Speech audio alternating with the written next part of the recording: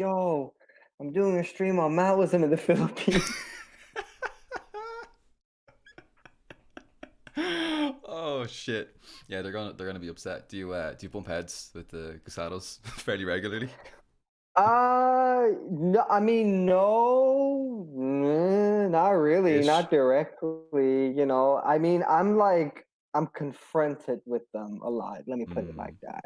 Yeah, yeah, yeah, yeah. There was one with there was a big Cuban Trump rally here, Oh. and I was like in the middle of caught up as I was driving home. So it's sad. Yeah, it is sad. It is sad. I think we may be live. How are you getting on, everybody in the chat? Good to see you there. Today we are joined by the mighty, the unbeatable Space Babies. What's Space. good? How are you doing? I'm good. I'm so hyped for this. You asked me about 2 months ago that you're like, yo, would you want to come on to talk about this? And ever since then, this has been on my mind constantly. Like, we're gonna do this, we're gonna do this, we're gonna do this. So I'm crazy excited. Yeah, it was like 5 weeks ago or something like that. You were like, let's do the document for this. Let's prepare for this. Let's get it ready. Let's be good to go. And I was just like, oh shit. Usually I do this like the night before. He was like, oh, I've like a million streams to do before this one. What the fuck are you talking about? You're like, yeah, yeah, comrade, I got you, I got you, I got you. We threw something together pretty well, but yeah, no, our comrade has been doing a lot of research for this. Do you want to talk about the research that even we were talking before the stream about this? But this is some serious Yeah. shit. Or do you want to like conceal your true power level? Oh, no, I mean, okay, so the way my mind works in general is just like I get really captivated with something, and it's just like, right, only this thing exists, Mm. which, has its good sides, but also its bad sides. Let me not focus on the bad sides for today. So the good thing is I've literally been studying every day. And I'm going to shout out this comrade on multiple occasions today because MLM in they deserve practice. it. MLM in Fucking practice. yes. I've been, exchanging voice messages. I even interviewed him in preparation for today because I was just like, people that are a part of this movement, like right now, struggling right now. There's an ongoing revolution. So if I'm somebody who's outside of the movement, is getting the space to speak on this, and I really got to do it justice. So yeah, I took about like 11 pages of notes, and one of the questions in preparation, she asked me like, oh, could you give me like a brief overview of the Just a little revolution? thing, couple And just a lines. little overview, and I think I messaged you a couple days later, like, "Yo, can I? What if I would just tell the whole story of the revolution I got a without 10 page going into essay. detail of anything, but give the whole thing?" So it's been a lot of prep. Yeah. I'm really, really looking forward to this. I have done. I'm sorry to the people. I've done comparatively very, very little prep for this. I thought I'd done a lot of prep. I thought that I'd done quite a bit of prep for this until I got talking to you, and I was just like, oh shit, I don't know what I'm Yeah, talking I mean, about. it's also I think it's because this is exactly the reason why I pre-planned out, releasing Marks in the House. So I'm still sitting on a couple of episodes, so that gave me So you had time. time to actually. Mm. You're doing like 10 streams a day or something. I don't think you sleep. So at that point, when the fuck are you gonna do research? I don't know. Oh, it definitely feels that way. It's well, some people do streams and they just kind of fuck around and get drunk and party, and sometimes I do streams like that when you got that comes on and just hang out and Yeah, get fucked up or whatever. But sometimes we're dealing with more like difficult subjects that you need to like research for and do study for, and you need to look at your theory, you need to go back to the books, you need to spend a lot of time like researching for them. Like today is one of them.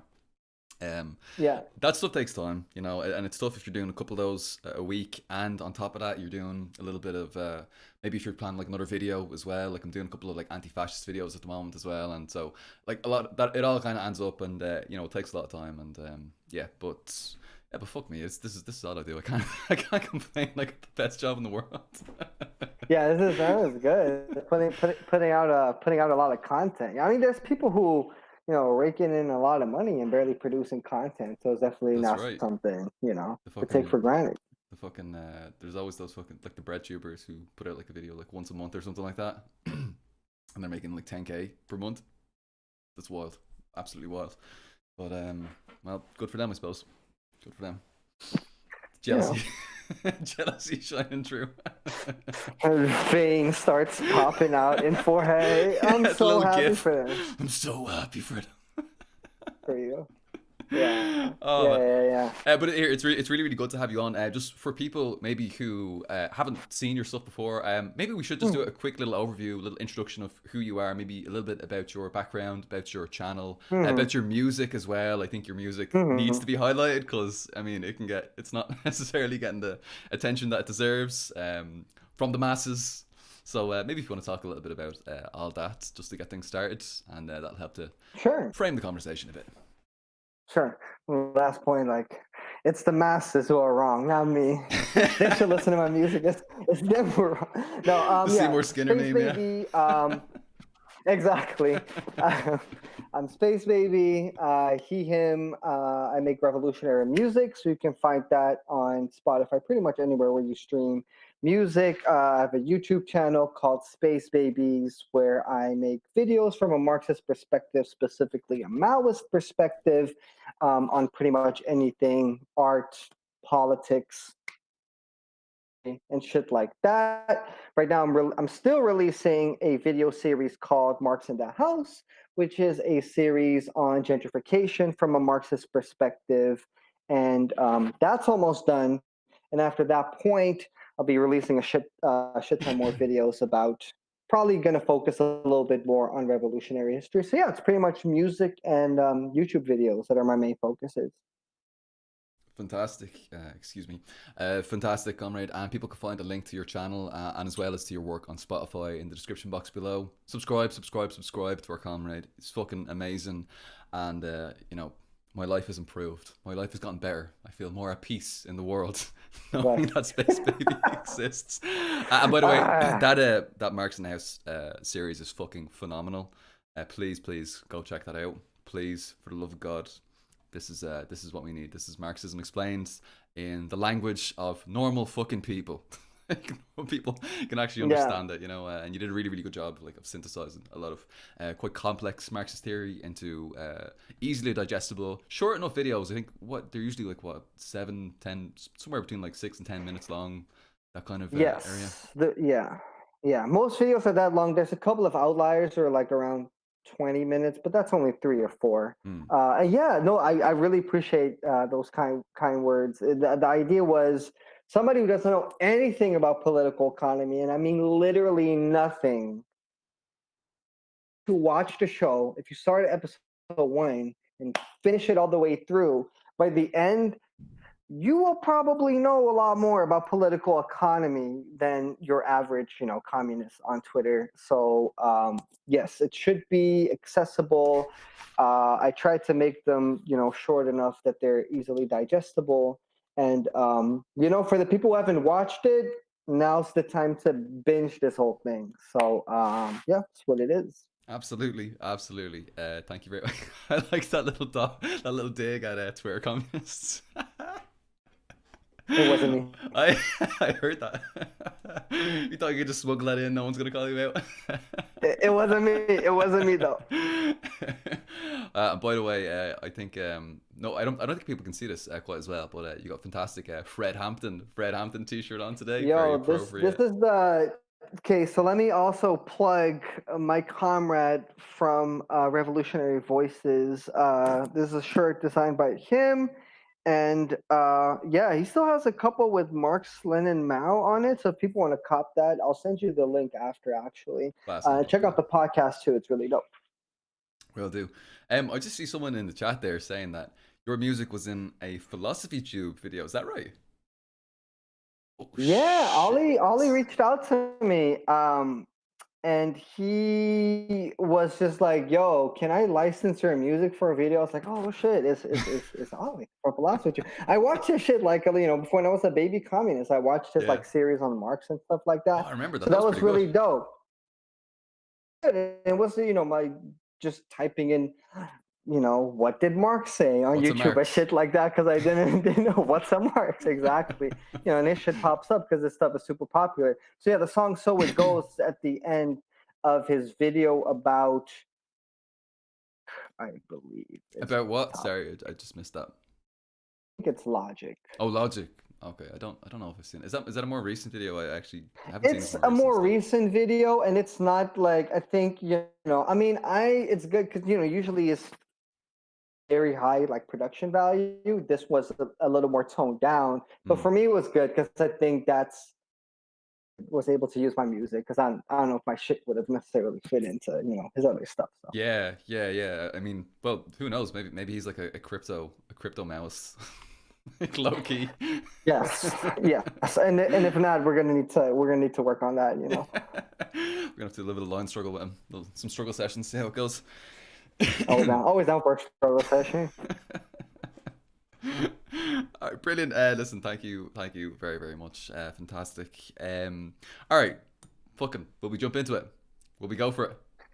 Let's do it. I'm ready. Well, can I ask before we get started? Are you cool to take a couple of questions from the audience throughout this? If people Yes. ask, like on the topic, obviously, obviously people. Hmm. I'm sure people are probably not going to be asking you about your favorite color or something like that. But if they ask about like the Yeah, CPP, you can DM me for that. Yeah, yeah. yeah. And do follow our comrade on Twitter. There's a link to that in the description box below. So let's go for it. Let's go for it. We're going to be talking about the CPP, the Communist Party of the Philippines, the NPA, Mm-hmm. the New People's Army. We're going to be talking about Mm-hmm. the NDFP, National Democratic Front of the Philippines, and sort of how they all fit together, what they all are. And it's kind of funny to me as I'm looking at this stream now. I'm kind of looking at it, and it's got like 48 viewers at the moment, 51 viewers at the moment. This is like serious shit. I mean, this is real revolution that's happening right now. It's been going on for decades. It's hugely inspiring. It's absolutely incredible. I mean, this is probably one of my definitely like top 3 movements in the world that I'm looking to right now. Hugely inspired by. Um, and I don't think that many people know about it. It's kind of somehow quite under the radar. Maybe that's just for kind of like people who are occupying these spaces, kind of Western left wing spaces or something like that. But yeah, it doesn't seem like there's that many people talking about it, and it's incredible. It's really really interesting. If people always want to look back at like what Che and Fidel were doing like in Cuba, they want to look back at the Bolsheviks, they want to look back at historical revolutions. But I mean, this shit's going on right now, and it's fucking amazing. So it's gonna be really cool to talk about this today. And let's get started. But because this does go back, this goes back many many decades, and they've been actively engaging in protracted People's War for many many decades.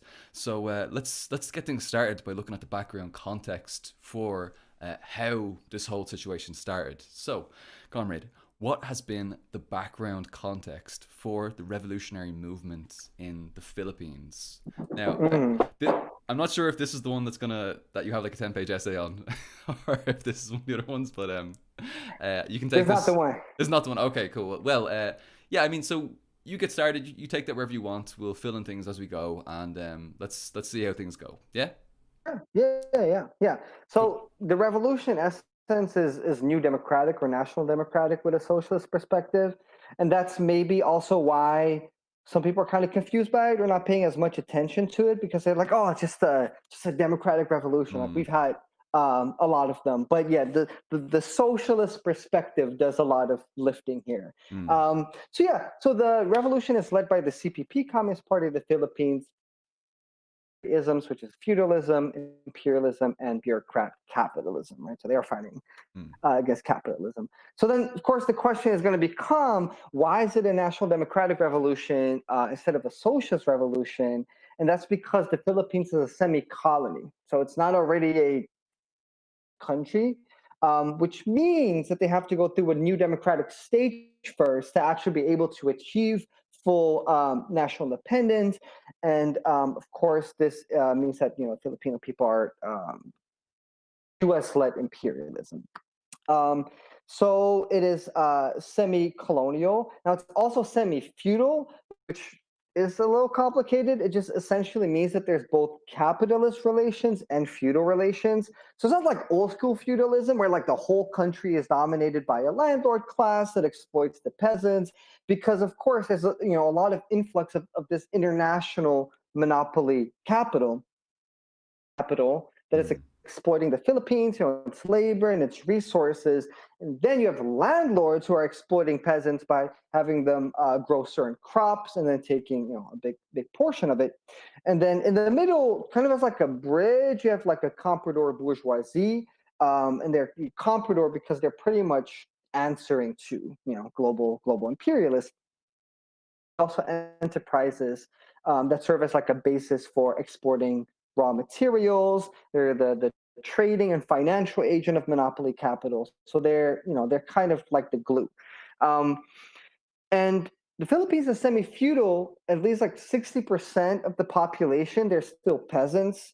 And based in rural area, so using a lot of simple tools, not having access to technology that would make their lives a lot fucking easier. Uh, there's some like semi-proletarianization going on because, as I explained also in Marx in the House, right now we're seeing a lot of land grabs globally, right? So lands of peasants are taken to then build all these real estate projects, dams, infrastructure, all this stuff. So this is also going on in the Philippines, and of course, from that you get that proletarianization process with peasants who are being driven off the land, and then they're looking for a job. Quote interesting here is that the Philippines exports a lot of labor. A lot of people, they leave the country to work overseas, and the government promotes this to both kind of fulfill employment, but also to be able to tax remittances that are sent back. It's a huge part of the economy, because just a lot of peasants, they can't be absorbed in agricultural production, but because of imperialism, there's like this barrier where you can't promote the industrialization that would actually offer them jobs or have them at least survive, essentially. Now, so there's local production, but it's weird because it's in special economic zones Mm. from the rest of the economy. So it's not like fully integrated. And a lot of the machines, a lot of the capital is being imported. So it's not locally produced, right? So all these machines are imported, and it's a lot of, the work that is being done is like low value added. It's mainly just like for the raw materials that the Philippines is being exploited, as well as shit being dumped there, which I'll get to later as well. So this is kind of part of this larger vision of labor that imperialist organizations like the IMF and the World Bank have instituted. Essentially, so the IMF and World Bank, they need to keep the Philippines non-industrial, so they can then dump all these surplus commodities there, take raw materials from it, and exploit. Um, so the key word essentially is that of dependence and exploitation, and the Philippines hasn't been really to build up their own national economy and independence. So that means that its national bourgeoisie is weak. So the reason why this is important is then influences the strategy of the revolution, right? Like looking at these local conditions is super important. And there's constantly this reviewing going on, like, are we still semi-feudal? Are we still semi-colonial? The answer is still yes, because of all the reasons that I mentioned. And there's, it doesn't really seem that will be changing anytime soon. Like fucking, there's a revolution in India, and they need more, protectorates around it. So they need to develop the Philippines to be stronger. But that's, for what I'm about to say today, not very likely. So that's the background context for the revolutionary movement. Fucking hell, you just did like a full breakdown of the class composition and everything there. What the fuck? I'm like taken aback by the amount of information you squeezed into that there. I'm actually a little bit struck by it. I was gonna be just like, oh yeah, so well, basically it was a former Spanish colony and then a U.S. colony, and then there's this anti-colonial thing, That's and I true suppose, too, though. That's true too. and now there's this kind of neo-colonialism, and so they're like, fuck that, let's do a PPW. That's my explanation. That too long didn't read. That's the thing. Essentially, that's the thing. Oh, but you did I a. think there's Sorry, go ahead. this thing of one, people are very confused by the term like semi-feudal, because it's kind of like, oh, Mm, isn't feudalism over already? And there is still this thing of that there's a future for certain countries, that they're able to like just develop their productive forces essentially, even in this global arrangement. mm, Whereas these things are set, especially because right now we're in the era where imperialism is super strong. mm, And I think especially comrades in the imperialist countries need to take that into account of what that means for us, revolutionary movements for us. If there's a global division that's in place like that, that shouldn't mean that we get a bigger share of the pie. Like if the Philippines, when the revolution succeeds there, that will also have a big impact for the U.S. and I think mm, there's of a lot of people too, in essence. mm, mm. Did I hear a little bit of third worldism coming through there? I mean, well, no, actually, that's a whole different conversation. Nope, nope, there was not. But thank you for asking. Okay. Thank you for clarifying that. No, that was absolutely brilliant. And you alluded to a lot of really interesting subjects there. The class composition, I think, of the Philippines is really important for understanding how it developed in the particular way that it did. I mean, as you said, I think when they were starting, I think it was about 75%, maybe 75% peasantry, if I'm not mistaken, when they were sort of getting started out, like in the 60s. And I think now you said it's at least 60%. Is that correct? Yeah, it's 60%. Those statistics are a little weird because also you have people who are, maybe for like half of the year doing like wage labor or whatever, and then like helping out. Like it's very mixed. Mm, I think the most important thing is like that's still the mass base of the mm, country is the peasantry. I think that's the most important thing to take away from that, because you have the basic in the revolution, the basic alliance of the peasants and the working class, with the peasantry being the largest force, and that's why they're out in the countryside. And there were certain sections of the party saying this is not true anymore. There's still people who are claiming that. So I think like defending that claim and defending that strategy is the most important takeaway of that. absolutely. Yeah, no, it is. It's really interesting that you mentioned the class composition of this. I think it's quite unique as well. I know Trotskyists would be losing their minds when they hear about like the CPP, NPA talking about like working with like the sort of middle bourgeoisie, the national bourgeoisie, and semi-proletarians, even like the sort of upper peasantry, and like all of these different sort of classes and various strata and stuff like that. So it's very interesting that I know we're probably going to get into a lot more of this a little bit later as we go on throughout the conversation and stuff like that. But yeah, there's a lot to chew on here already, and yeah, I'm looking forward to seeing where this Yeah. goes. Yeah, brilliant.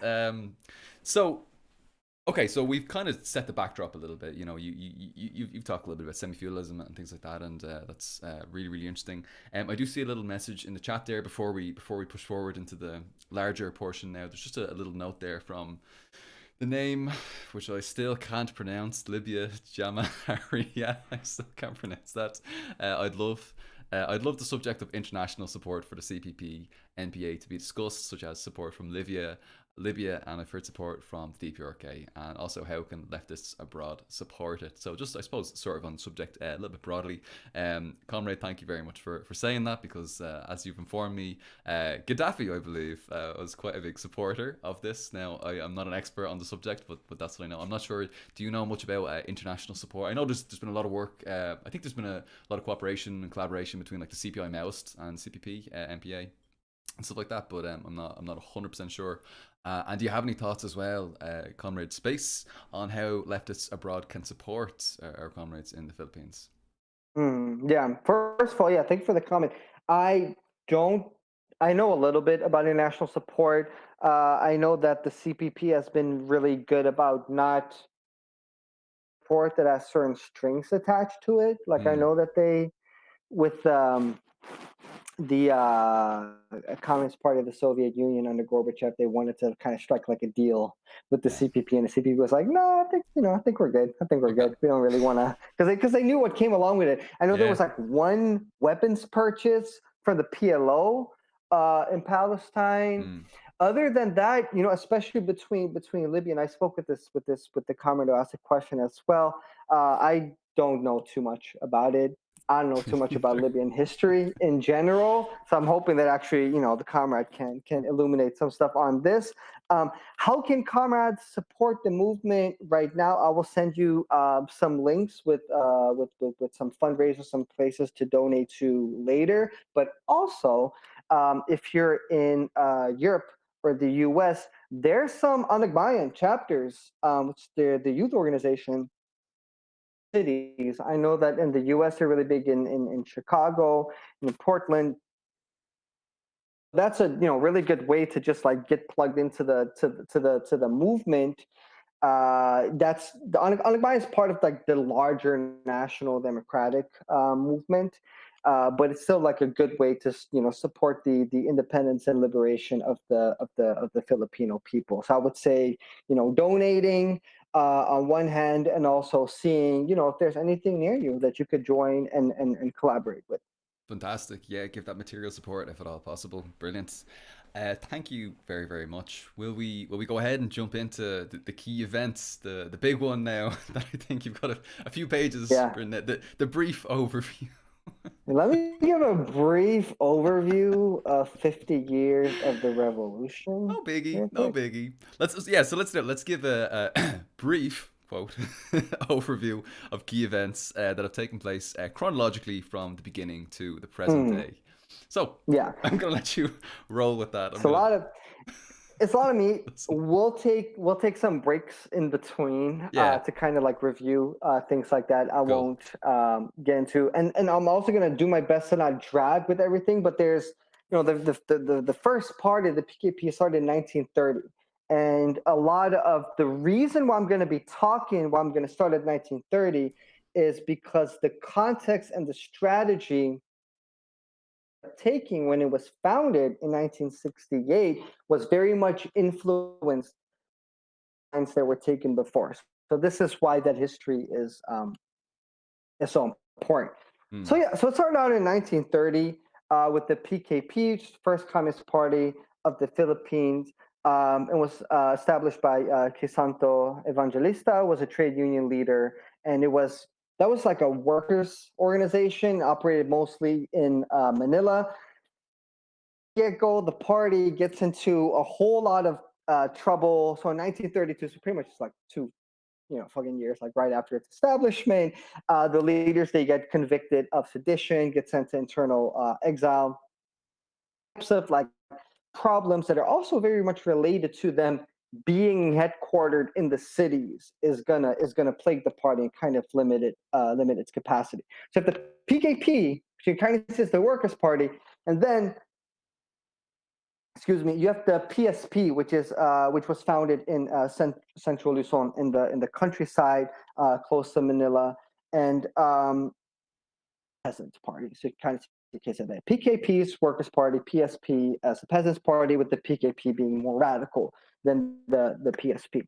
So as a background to this, starting from the 20s and intensifying in the 30s, you have all these farmer uprisings and mini rebellions, which is interesting because the same thing happened in China. Now, during this time. Now, why did this happen? There were these changing conditions, worse and worse for the peasants. So the PSP is being born out of these peasant struggles. The peasants were all of a sudden they had to pay for all this stuff that they never had to pay before, and all this shit. So the PSP is never able to really take leadership of these rebellions. So even though it comes out of the movement, it's never really able to like take control of it. Who founded the PSP? There was a quote of him saying something like he would be happy with American style of capitalism if it'd be good for for Philippine workers. So that's kind of the level where you can see it. Mm. So during the 30s, there's just not too much maneuvering capabilities for the parties and really have the capacity or the strategy. But then global conditions influence it, have a big influence on it with the rise of fascism starting to concern the colonial authorities. It's legalized in 1937 with the main reason behind it that the authorities are hoping like, all right, we can use these people, if there's a war coming up, we can use them and pretty much use them as cannon fodder.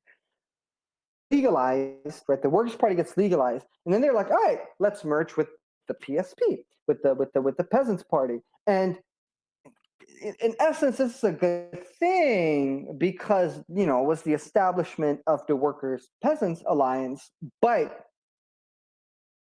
they didn't really hash out any struggles, differences in line and things like that. So this actually caused a lot of problems, this merger.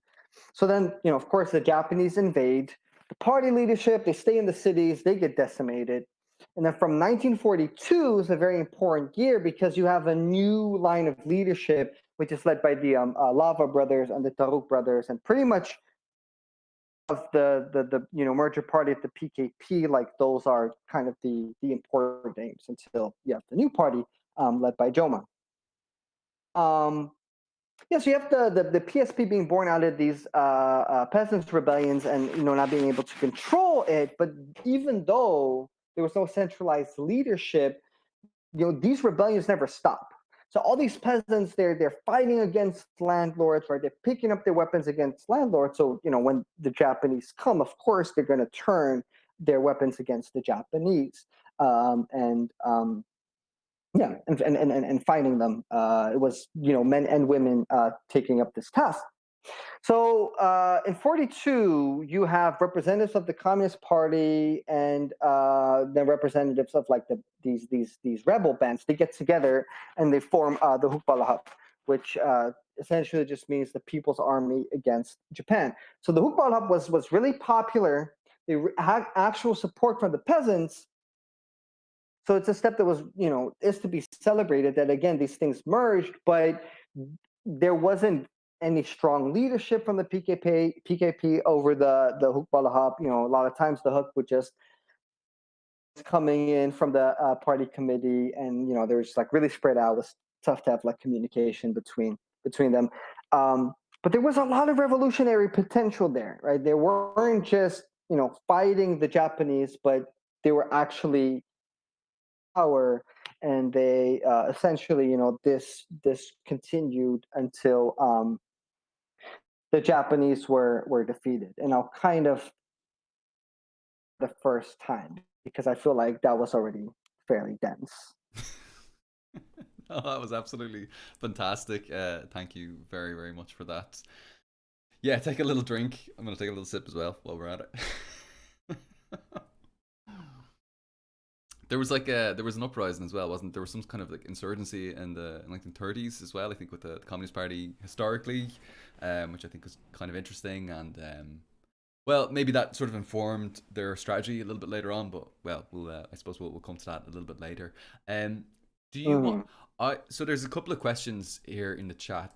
Do you think that now would be a good time to maybe answer one or two of those, or would that maybe throw off the flow a little bit too much? What do you think? If it's related to it, I'm happy to answer it. I do think it would be good to kind of stay in this chronology of the narrative. Okay, no, I think it might be better for us just to do like the chronological run through first, okay. and then we can sort of return to these kind of questions afterwards. Absolutely. Okay, cool. So let's jump back into it if you're ready. And of course, like there's like I'm not mentioning a lot of shit because this is all packed in it. So so even that the stuff they did with the upright and with the whole PKP in the 30s. So there's a lot of interesting stuff there. I won't really touch on it because there's so much to get to. But there's also there's a really good Ref Left episode on this as well for people who are interested. Okay, amazing. So you have the end of the war. There really isn't like a strategy from the Huks to continue the war and make social revolution, right? In some countries, you have this kind of like this push through of like, all right, there was this power vacuum, let's like struggle on. for national liberation, there wasn't really much of that. People just kind of went, back to the farms and back to peasant life. And the PKP at that point, they were like, let's continue to struggle, but let's just do it through like legal means, all that stuff. The Americans, they're back in the Philippines to assert control. They essentially fuck up by going after people from the Hukbala Hup. They're arresting them, they're killing them, and of course that then grows, the Huck movement to the point where, at some point they have an army of 11,000 people. So it's a serious force. The response of the PKP is messy. At first they're like, no, don't fight back, don't use violence. Then all of a sudden they're like, yeah, we should fight back. They implement just these weird rules, like, okay, everybody gotta, recruit 3 people every month, or just like some shit like that. Like, just a lot of things that didn't make sense, and that really wrecked the movement. I think that was probably the most damaging to it. That instead of focusing on guerrilla warfare, the reason why the Hukbalab was successful, they then went on to do like large-scale coordinated assaults and things like that. From that point on, they just kind of, blunder themselves to irrelevancy. They're never really able to make use of this Huck potential, and of course, for the later CPP, a big lesson from that. So then you get to the 50s. At that point, the mass movement in the country is pretty much dead. Whatever attention there is mainly just focused on the nationalist movement. The Huck is disintegrating. The party's becoming obsolete. They do more weird stuff. Like they create like the Politburo in, and then the Politburo out. The Politburo being in the cities, of course, they're being captured, and the ones in the countryside then can't like coordinate with people in the cities. And that only gets worse. You have the liquidation of the People's Army in the mid-50s. That's converted into an organization brigade. And then kind of the death knell is the single file policy, which was if you're a party member, you can only be in contact with one other party member. No intra-party struggle. There's no means of communication. It was just a mess. So Wow. When we get to 1959, the 50s, the party's obsolete, can't communicate, the mass movement's dead, and the Huck army has disintegrated into a bunch of gangs. And that's the whole party, their history and their mistakes. And that's where I'll end it with that. And from that, like a new generation arises. Oh boy, here we go. Here we go. Take a sip. I'm on the edge of my seat. Oh man, yeah, I'm really looking forward to this next part. Next part is when things get really spicy. This I is think. when they get this way. This one gets fun. Yeah, right. Because we have this whole fucking revolutionary movement going on right now. So from the 1960s, what you have a new generation of revolutionaries who are disillusioned with the PKP, but also with kind of the bourgeois nationalism of the 1950s, which really isn't able to get much, to really have things popping, essentially. And this new generation was, where the people created a new mass movement from scratch. And that's really what it started, creating a mass movement, starting with 1959. The most important person in this is Jose Maria Sison, also known as Joma. So Joma starts organizing all these student rallies. He starts all these mass organizations. It's like a funny anecdote is he would write all these organizations and all these positions, but he would have no people to fill them. But he was like very oriented, right? And not just like in his head, because at some point these organizations would actually materialize. So all these organizations that are just started in the 60s, they're either still around or they have a new mass organization in their place that operates, in their legacy and line. So there's a lot of continuity starting from the 1960s. So these mass organizations, they would organize workers, students, peasants. What's really interesting, important, which is very different than student movements in imperialist countries, that these Spartan students would actually go to the countryside to work together with peasants, learn with peasants. Of course, it's the time of the great great like deepening and strengthening of the movement in China, which really influences them. Zhou was actually in China, met Mao during the Cultural Revolution. Impacted the way that they treated kind of like the intelligentsia, essentially, which was a really big part behind starting up the mass movement. So the PKP is still around. They're very impressed by this, this new generation who are actually doing mass work and being successful. So they have this whole secret meeting with Joma. Joma agrees to join the party. His personal reason for doing that was because he wanted legitimacy, and he thought, okay, this is going to give me legitimacy. He sees how fucked up everything is, so then in 1964, it's like, hey, we should probably have a rectification campaign. PKP's like, all right, we'll let you have your little thing, but then what he drafts up is way worse than it is, what they think it would be. So they reject it, and it's really at that point when the party refuses to rectify that Joma realizes, okay, the party is hopeless, right? We need something new. Now, he at that point was entrenched. He was in the middle of this mass movement. So he organized a new provisional Politburo and taking members from trade unions, the youth movement. Of course, the PKP isn't happy with this, and this is when assassination attempts start on his life. So, the danger of revisionism. They tried to kill him on multiple occasions. I actually had the good fortune of meeting with Joma when I was in Utrecht.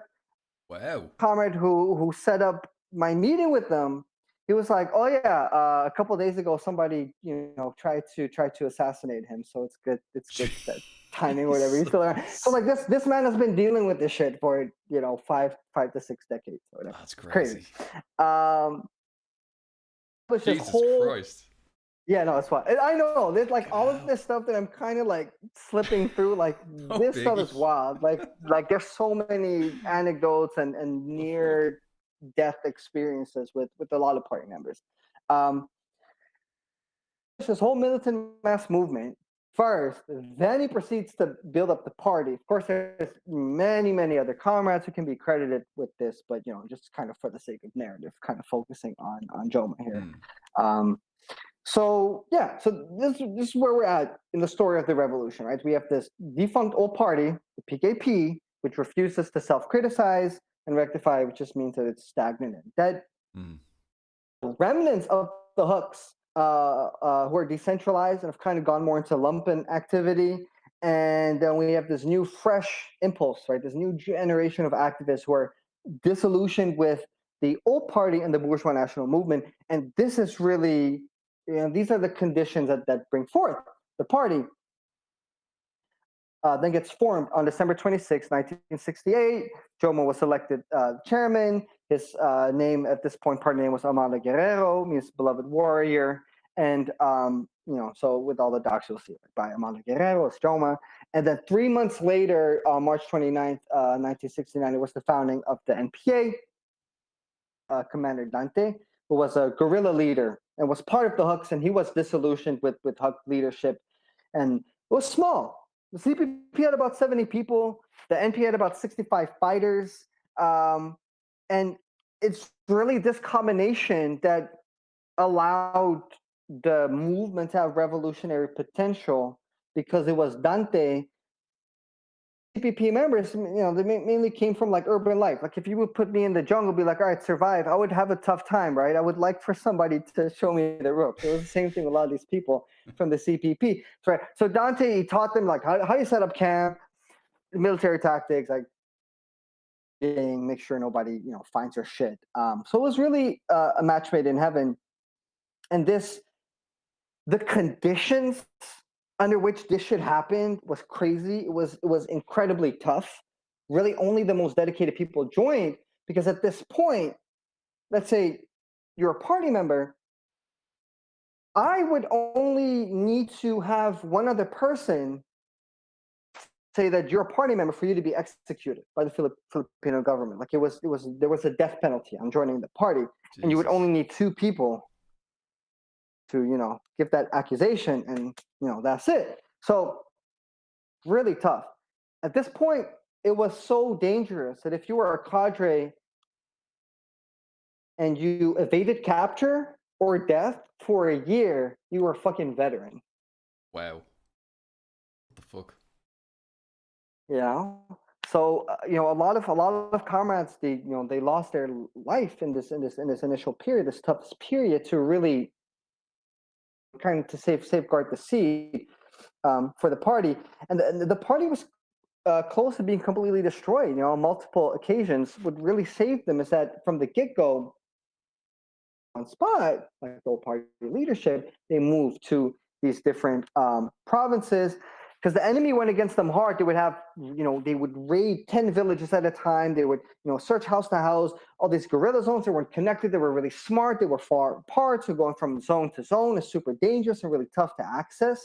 It was really in Isabel province, was, really forested, hard to access by the enemy, where cadres would receive training, and then they would go on to create more guerrilla fronts. And that's how the party survived in the countryside. The mass movement at the same time is only growing stronger. And by the time that the party is underground in 1970, you have what is called the first quarter storm, which was 3 months of daily demonstrations. They grew into weekly protests where massive, like 50,000, 100,000 young people, and the party had a big contribution of this. The CPP planned with youth organizations, trade unions, and things like that. You had the Youth Org Kabatang Makabayan, which was 20,000 people strong. And, it was super well organized. Like every organization had a vision, mission, goal, document, and statement. It was militant, it was large. And most importantly, it wasn't just a mass movement for its own sake. It was part of a larger strategy, right? From the get-go, it's like, all right, how does this mass movement then support the CPP? It's growing. And Marcos was president at the time. He calls for a martial law. All these urban activists are like, shit, let's fucking go to the countryside. It's great. There's an underground we can be plugged into. But, especially in the beginning, there wasn't enough guns or resources. So it's kind of this thing of like, your life is in danger. You're going there. And then at the countryside, you're like being interviewed. Okay, how much danger are you really in? The CPP was kind of like picky with who they were letting in, because they, had a limited amount of resources, and they were kind of like, all right, if you're in immediate danger, okay, you can stay here. If not, you gotta, go back to the cities. You gotta organize. And yes, let me actually take a short break here as well, because I feel like that was also. It's so inspiring. And can I just ask, on that note, like from the format, you mentioned that there was like tens of thousands of members involved in this, like pretty early on, Do you want to maybe just touch on sort of the formation of, the CPP, the NPA, and the NDFP? Did I say it right? NDFP. Yeah. So do you want to maybe just touch on that, like briefly? Did they all come at the start together? Why was that? Why did they decide to create those? And how did we sort of get to that sort of place? Was it mostly with the NDFP, or were people mostly linked to the CPP, or how did that sort of work? That's a really good question. So the NFP, I think it was 1973. Don't quote me on that. It was later than the CPP and NPA, which is really interesting. So I think that chronology is really important. They start with the party. Very closely after, they need to have a people's army. And then a couple of years later, they start the United Front. But what's hidden behind that is that, Joma started his first mass organization in 1959. And the reason why that became big is because there was essentially like a witch hunt going on at campuses. A lot of people were, they wanted to have these trials, these McCarthy-esque trials. And so he was able to organize a lot of people like against that. And he actually managed, like the movement managed to stop those trials from happening. And from that point on, there's so many organizations that were started at that point, and that's really the basis. So there was already a mass base. So by the time party, there's a lot of well-seasoned cadres who have been studying Marxism-Leninism, that they were actually receiving from texts from Indonesian comrades. So they have access to that. They're studying Marxism, Leninism. So by the time that the party starts, that's 9 years after, right, from 59. So that's 9 years of mass work. And then by the time the United Front gets started, like years later, that movement is only deepening and strengthening. And I think at first it was kind of this pushback against, to really be able to rally people against Marcos was going after fucking everybody. So they were just like, all right, it's going after petty bourgeois people. So this is a great way to have petty bourgeois people plugged in. You're much more willing to and fight for your liberation if the government is out to try to fucking kill you, Yeah. So I think it was also making use of this, but it was a lot of mass work, organized mass work, a decade. We're able to start this shit, and I think that's something that's easily forgotten. When it's like, oh, it started the party in '68, Yeah, absolutely. It's so interesting. Yeah, they were sort of able to ride that wave. I suppose the anti-fascist kind of wave, against him, and in his government is obviously, as you mentioned, very very repressive government. As you said, I mean, like two people said that you're in a party, and that's it, you're done for. So as you said, and you're like they're going after like the petty bourgeoisie and stuff like that. So yeah, there's a lot of opportunity, I suppose, to organize in that kind of situation, and they're still organizing to this day, which is really really interesting. So yeah, let's push forward. I think there's a. I'm excited to hear the next part of this. So yes. if you're ready. Cool. All right. So at this point, they've already engaged in armed struggle for a couple of years, right? We're picking up in the mid '70s, and Joma puts out this book, which you can get on FLP, Foreign Language Press, which is called "Specific Characteristics of Our People's War." So it's this codification of their experiences, defined tactics and methods that cadres were able to apply creatively wherever they were at. It was really great to have that in a document because the Philippines is an archipelago, and it was really difficult to communicate between different cadres. But that was a specific context. But what's even more important is this is a constant pattern in the revolution. So if things are being put into practice, synthesized, and then they're implemented, in a major strategy, which is like a main directive, essentially. And then regions and local cadres have to take that and figure out how they can apply that in their local context. So it's this thing of you have centralized direction and decentralized operations. So that happens because in the mid '70s, the movement gets in trouble again. In 1976, Commander Dante was captured, and then the next year, so was Joma. And so you have the two most prominent figures of the revolution who are captured. But at this point, what they described it as, they were already over the hump. So the CPP membership was over 5,000. The Npa had 1,000 rifles, had 9 regional commands.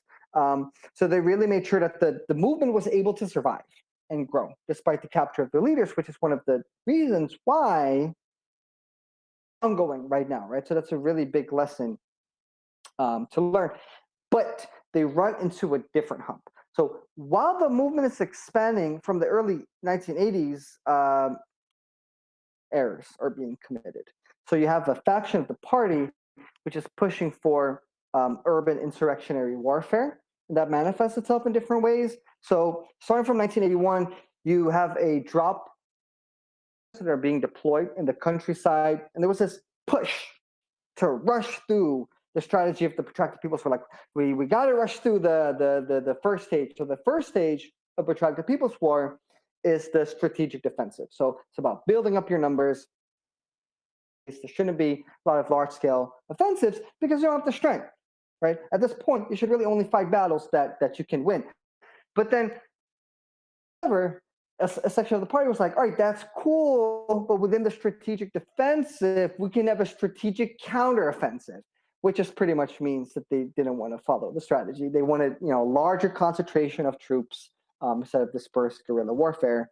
And, of course, this takes resources away from guerrilla fronts, armed propaganda teams that are, building up mass bases. So you have a shrinking of the mass base as a response to this. Now, this happened mostly in Mindanao in the south. And in the beginning, from 83 to 84, or in the 80s now, these oversized companies in the army, they have military successes. But then, of course, you get a response from the government forces, and the companies are pretty much, the military is being crushed.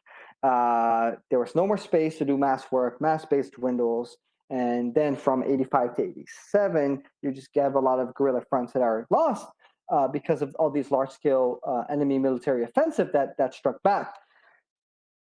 What happens then is really important and also really tragic. The Mindanao Committee, instead of looking internal factors, like why is this happening? Is there something wrong with our theory? Right? We implemented something. Let's look at the effects. They start looking at external factors. Like we have all these foreign agents and foreign spies in our movements. We gotta root them out. We gotta root them out. And as a result, there was a lot of innocent comrades who end up being killed and also brutally tortured. Essentially, this was a really big deal. So large scale operations from the military, and then you have the movement also cannibalizing itself. Looking for spies. The reasons why this was able to take hold so easily is because the level of theoretical education in the movement was going down. Anti-theory people out there, that's why theory is so important, because it can really help save lives, right? They're lost because of strategic mistakes. There was essentially a lower level of education within the party. There was less mal. There was more irrelevant documents, like insurrectionary theory. There were also especially related to kind of like the Sandinistas in Nicaragua. And a lot of the party courses, they remained at the basic level. There wasn't really a lot of instruction at intermediate or advanced, which is where actual, Mao Zedong thought at the time theory comes in. Cadres, they're being recruited in the late 70s. They didn't really have the theoretical tools to understand the strategic errors that were being committed. And, to kind of put it in fancier terms, right, there wasn't really a grasp of dialectical materialism, and a lot of times they mistook the primary aspect of a contradiction for a secondary one. So, for example, emphasizing urban work over work in the countryside. Another area that was being committed more and more, there was open warfare in the cities, which you might think like, okay, that's great, but it was running ahead of the strategy, and it was endangering the legal movement. At some point, there was between 200 and 300 policemen in 2 months they were being killed, and there was this up with, right? It was more like endangering the movement than really doing much good.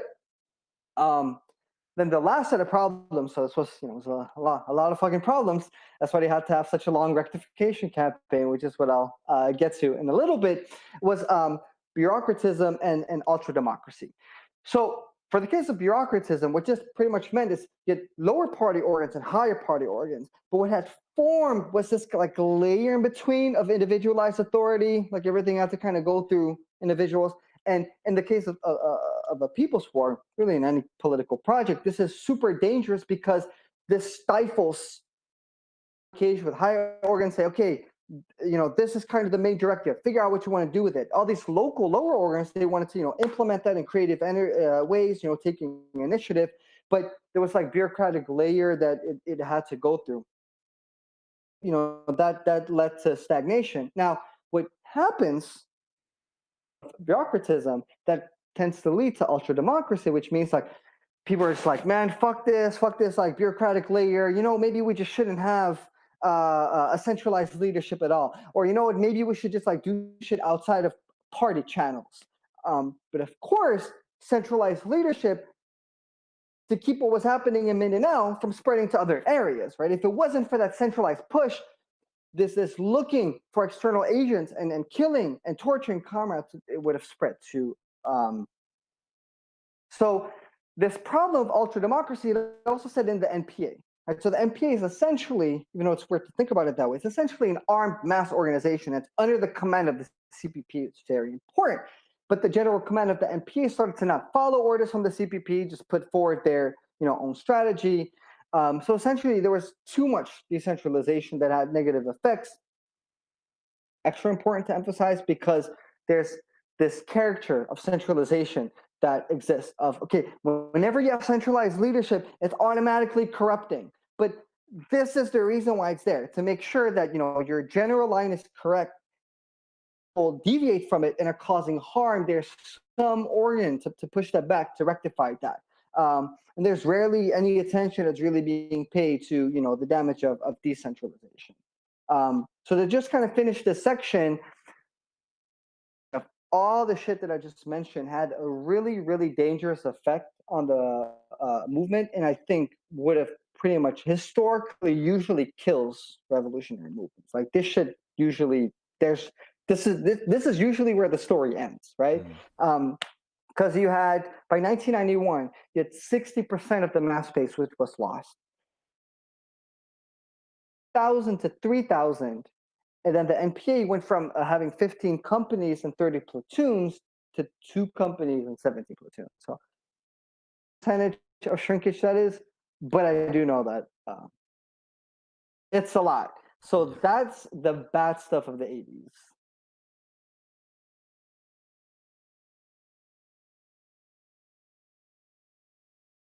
Do you have any questions or any comments before I get into the kind of the last section? No, it's so interesting listening to you talk about these things that like I'm just sitting here just trying to be a good student. Okay, Educated. because I could just kind of continue and finish the thing and then kind of look at it. Yeah, yeah. I mean, if you're okay with that, no, it is. It's so interesting. But no, I can't contribute to this. I'll just take away.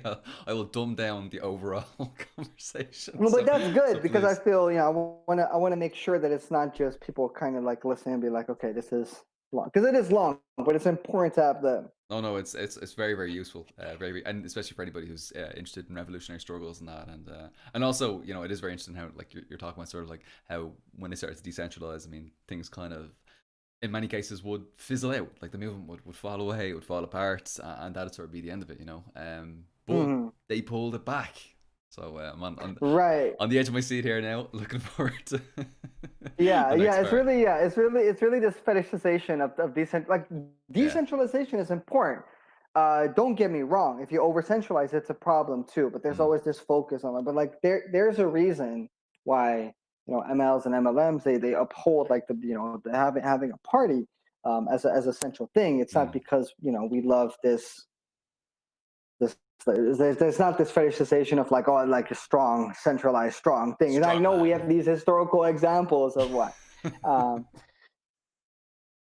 to continue, the CPP at this point, they could have just, struggled and left it at that, right? Excuse me. They called for, what they called the second Great Rectification movement. And why the second? Because the first one was when Joma analyzed the shortcomings of the PKP. So at the center of this is a document called Reaffirm Our Party's Basic Principles and Rectify Errors. You can read it. It pretty much contains everything that I just talked about. So this rectification campaign was essentially one big education campaign. Every organization engaged in self-crit, and they did this for like 6 years. So it's a long fucking process. So the rectification was first called in 1988, but unfortunately was only implemented in 1992. The reason why they didn't just change the lines is because it's really important to trace ideological and political roots of the incorrect lines. Not just the lines, but where did they come from? What were the circumstances which they arose from, and recognize how they harmed the. And if you don't engage in this analysis, and also make sure that every cadre understands it, because you can do this, but there'd be a low level of understanding from cadres, the same shit is going to pop up.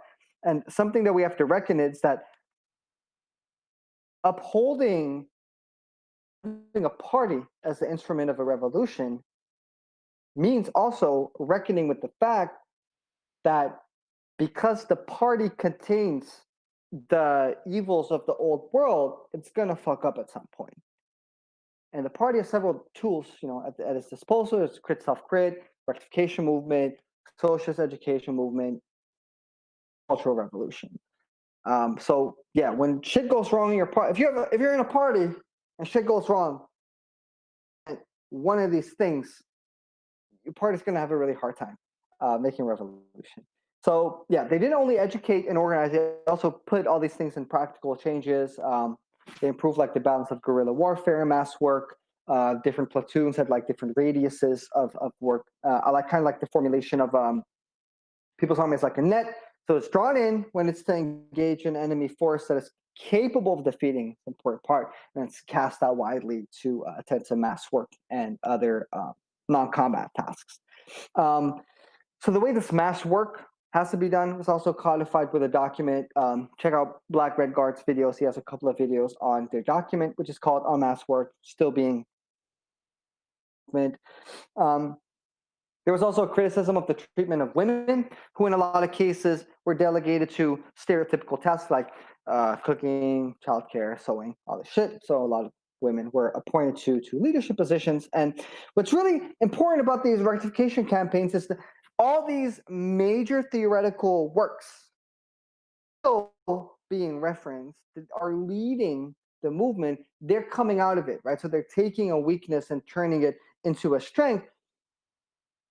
Mindanao, where all this fucking shit was happening, that's the strongest, like the movement is the strongest there, right? So you can have this, unity of opposites, taking the weak and turning it into strong.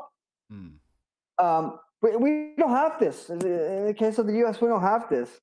This thing of like, they're still being referenced that codified this whole strategy that's unifying plan that keeps the movement together and deepens the movement. So we're almost done with the story. So now we're in, late 90s. So pretty much now the last part is 1998 to 2020. The deepening of the revolutionary movement. The NPA now operates in 110 guerrilla fronts, carrying out minimum and maximum land reform programs. So the minimums like rent reduction, setting fair prices, and promotion of agricultural production and forms of cooperation. And there's a call for a maximum program, which is confiscation of land from landlords and land grabbers, and free distribution, agricultural cooperation in stages. So, birds out there, including me, who love all this Chinese history and how they managed to, go from mutual aid teams to, establishing like high communes, higher stage communes and shit like that. This is happening right now. And at the same time, there's a united front. There's rallying people for the new democratic revolution in the millions. And the movement right now in 2020 is stronger than it's ever been. Going through a third rectification campaign right now. There's not too much information about it. Because the thing that happens also when you swing too far left at first, which was all this military adventurism, then you have a tendency to overcorrect and swing too far right. So now there's a trend of conservatism, which pretty much means that there's an overemphasis on mass work by armed propaganda teams instead of guerrilla tactical offensives. So if you follow organizations on Twitter, which you can, they have fucking Twitter accounts, you will see all these calls for tactical offensives because, from what I assume is because they're in this rectification campaign, they're trying to push for more. And also there's a lot of military presence in Mindanao. So, other regions kind of need to take that call to relieve some of that pressure. And of how they're going to get to strategic stalemate, which is the next stage of protracted people's war, because they need more firepower. How do you get more firepower? You need more guerrilla raids. Of their guerrilla raids, there's this one where they forgot where it was, but yeah, they have like a video of the raids and like all the guards that they're not one shot was fired, but the guards had taken over. They're all like drunk and sleeping and shit. Like they're posting this stuff. So they're also continuing. They have to continue. That was hilarious. No, it's fucking funny. And there's like I was talking to Comrades, the MLM in practice about it, and there's kind of like this comedic layer, this comedic effect of it. There's a lot of comedy in their stuff. Let me not get carried away because there's more examples of it. But as the last thing, so they're also continuing. The Christmas jingles yet. but also like there's like an NPA dog that has this like own account and shit like that. You know, That's it's just so like, oh my, yeah, I it's love great. it. It's really great. Hearts and minds. It's really great.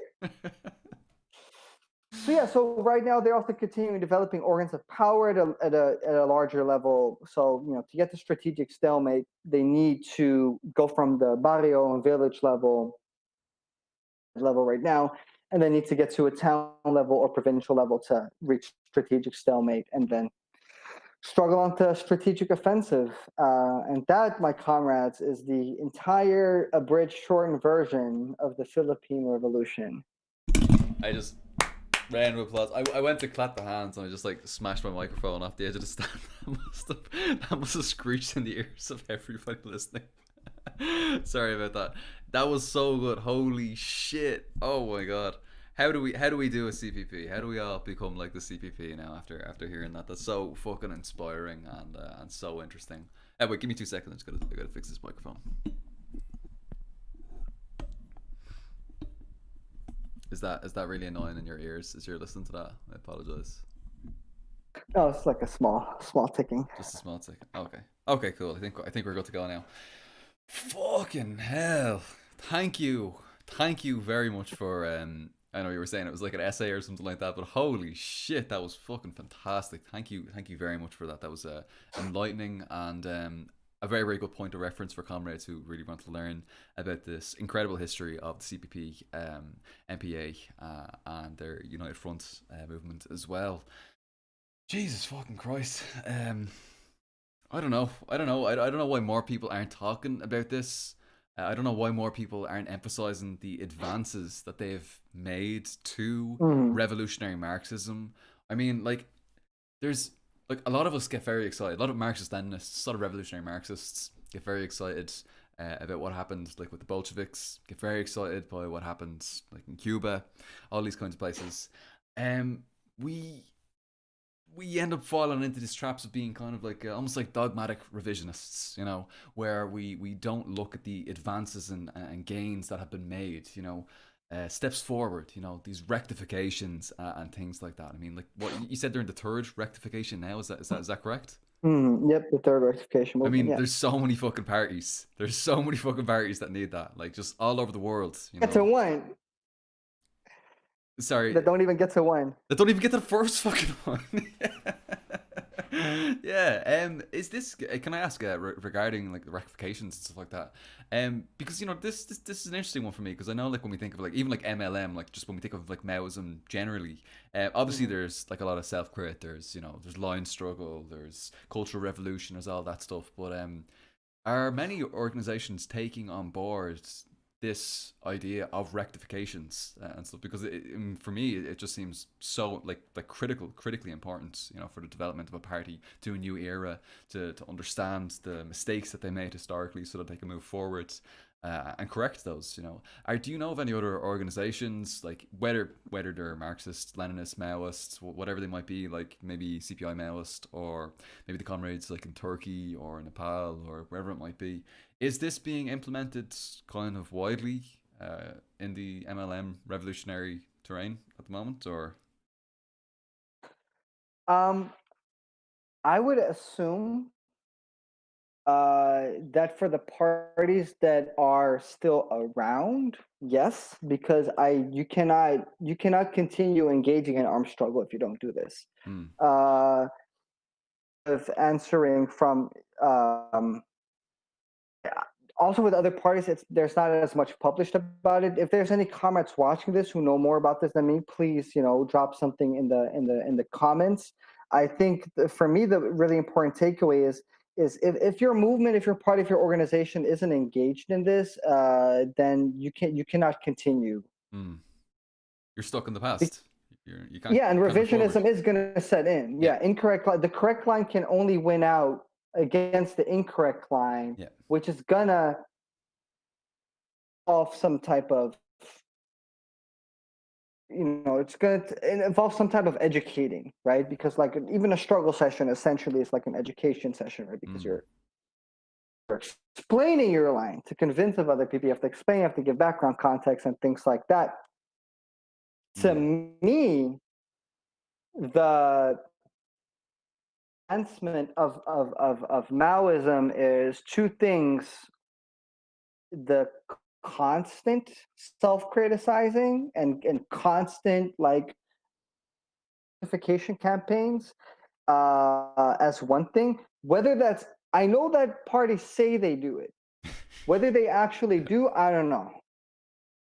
Organizations where they constantly talk about self-crit, and then the self-crit is very performative, right? So of course, there's that too. Um, to me, another advancement of Maoism is you have the Cultural Revolution, which is rectification campaigns, socialist education movement, crit self-crit. That's all in the party. That from within the party leads outside. But the cultural revolution is kind of like, I kind of see this like the ultimate last lever that you need to pull. Like, right, whenever you can't do it from within the party, you need to pull the cultural revolution lever and have, that has to come from essentially. And you're going to need to pull that lever a lot of times because your party's going to continually fuck up. And so, but that would probably, once the CPP takes power, I'm sure that there'll be many more calls from that than what we've seen as well. But the fact that they've had a rectification campaign now every 2 decades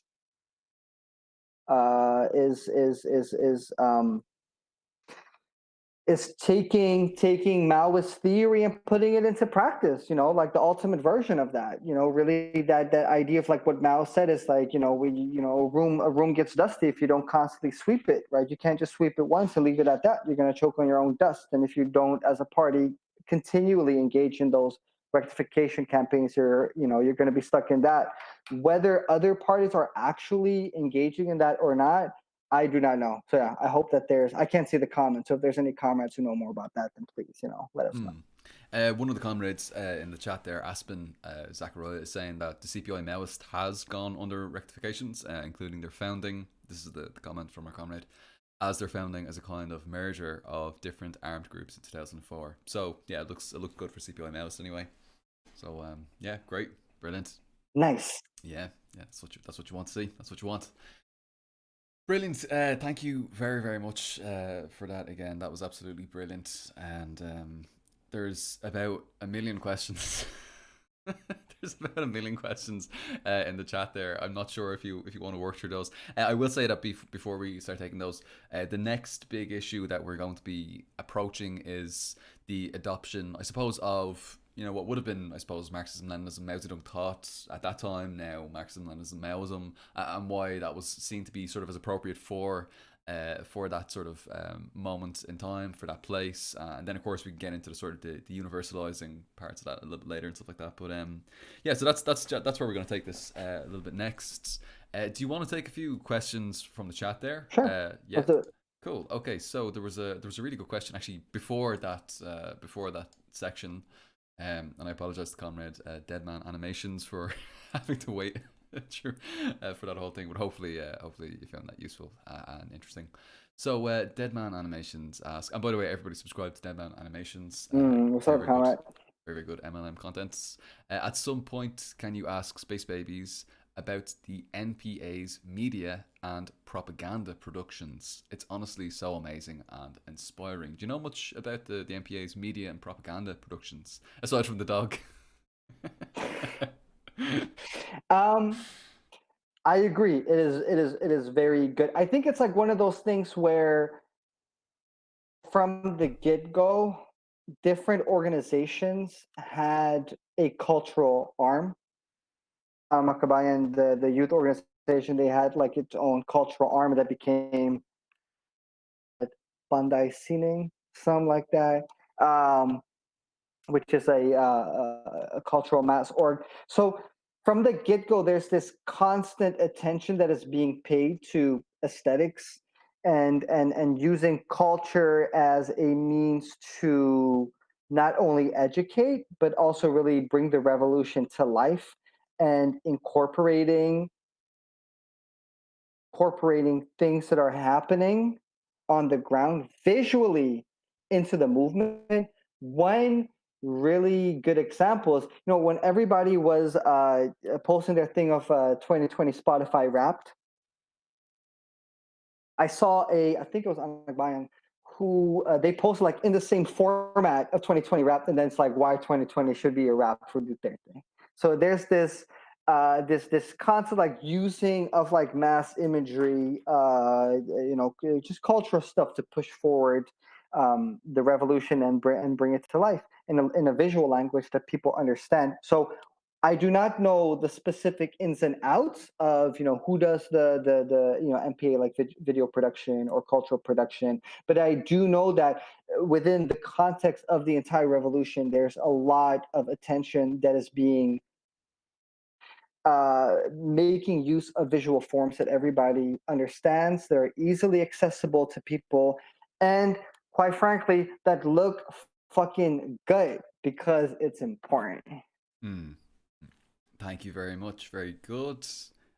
Interesting question coming up next. I'm not sure how much this relates, but we'll see. Gabe Lachlan asks, Paul Marin, I am curious, have they interacted with the Islamist rebels in the Philippines as well? Do you know about that? They have. As far as my understanding goes, I think they're even a part of the NDFP, the National Democratic Front, the MRLO, the Moro Resistance Liberation Organization. Anything more than that, I really couldn't tell you, but I know that there's been a cooperation. And actually, from the beginning, it was one of the factors as to why the revolution was able to survive, because there was already this kind of releasing of pressure. What that looks like in 2020, I don't know too much about it. Thank you very much. Yeah, I've heard a little bit about that myself, but I wouldn't have the level of knowledge probably that our comrades looking for. So thank you very much for answering that. Aaron Nambier, how are you getting on, comrade? Good to see you again. Asks, has Joma been delegitimized in the NPA? Hope this has nothing to do with the Christmas songs that he's been singing. That's a very loaded question. I think maybe it's got a bit of a negative connotation there, but well, anyway. I mean, it would depend what that means with being delegitimized. Is that because it doesn't uphold the universality of PPW? Is it because he's relegated to more of like a consultant position? I don't really know. He's still a consultant, he's still like very highly being taken seriously, but he's not, in like the NPA commandment. So I guess that would depend on what delegitimize means. I feel like there's a larger thing behind this question. Yep, thank you very, very much. Great. There's another one here, which actually there's like 10 questions, so we'll finish up on this one, because otherwise I'm just like quick firing like a million at you, and none of them are probably going to get answered in the detail that we'd require. But this one I think will actually lead quite well into the next question, so we can probably take them together. So Temujin, I'm probably pronouncing that incorrectly.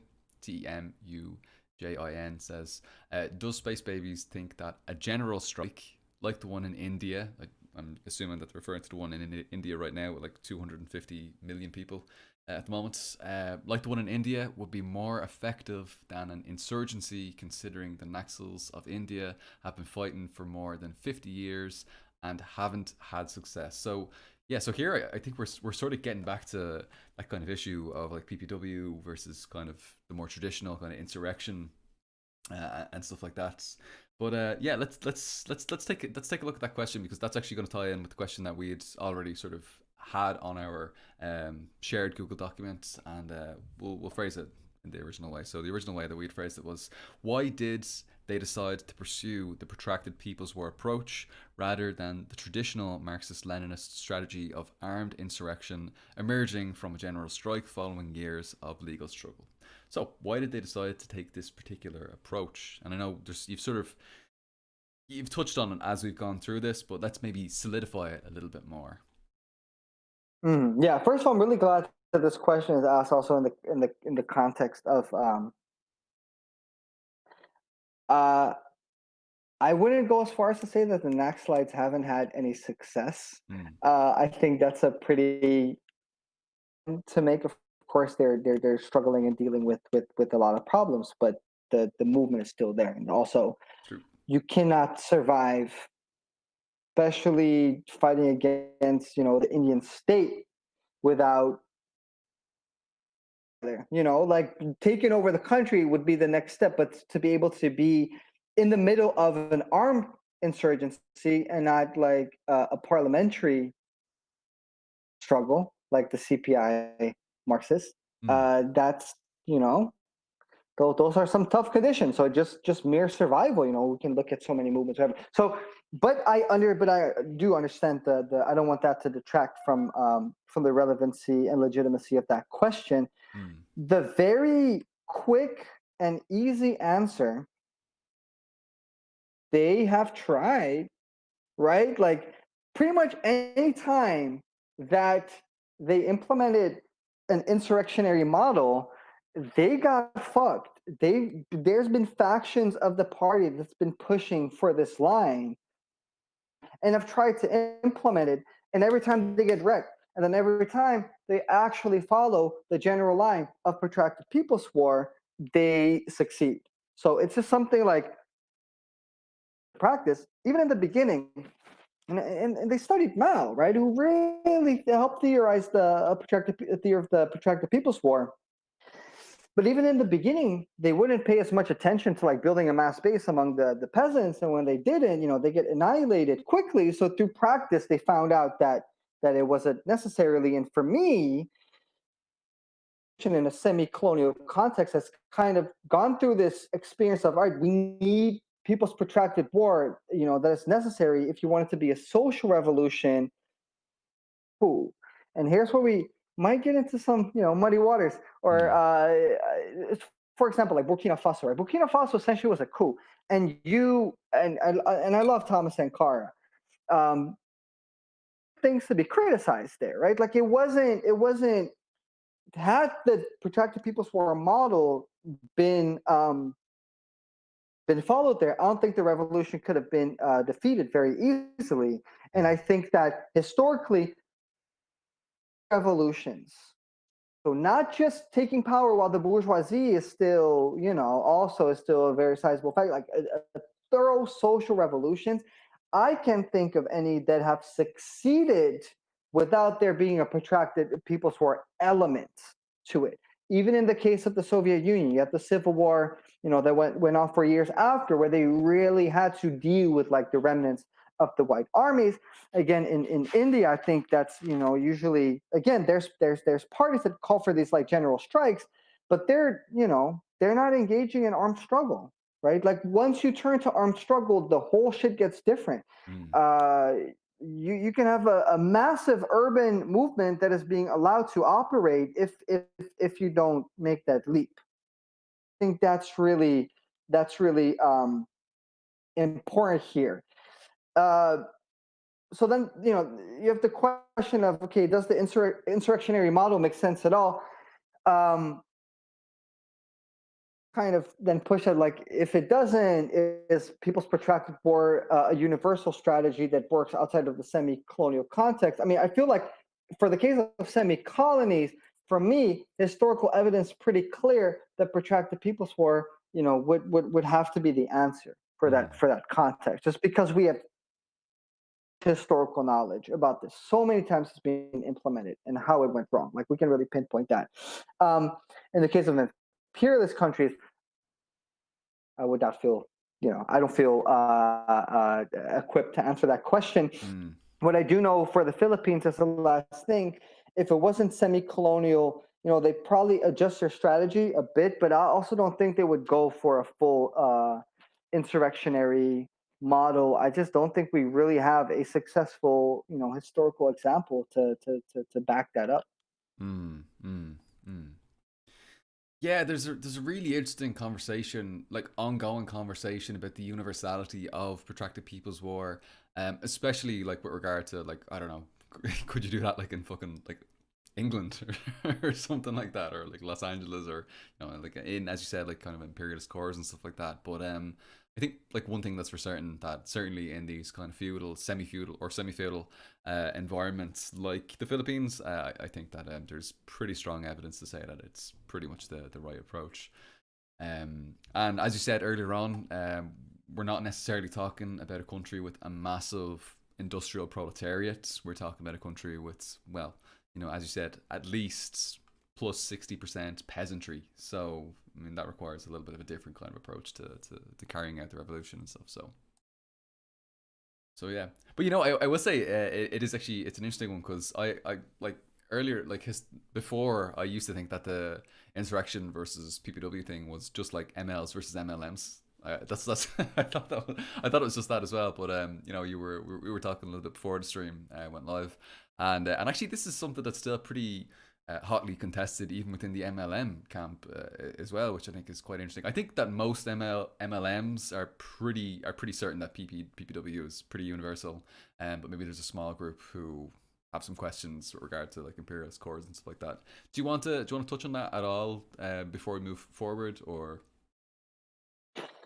Yeah, I can touch on it a little bit. I mean, there's this like I guess within the Maoist world, there's like a debate between like Joma and Chen Folket,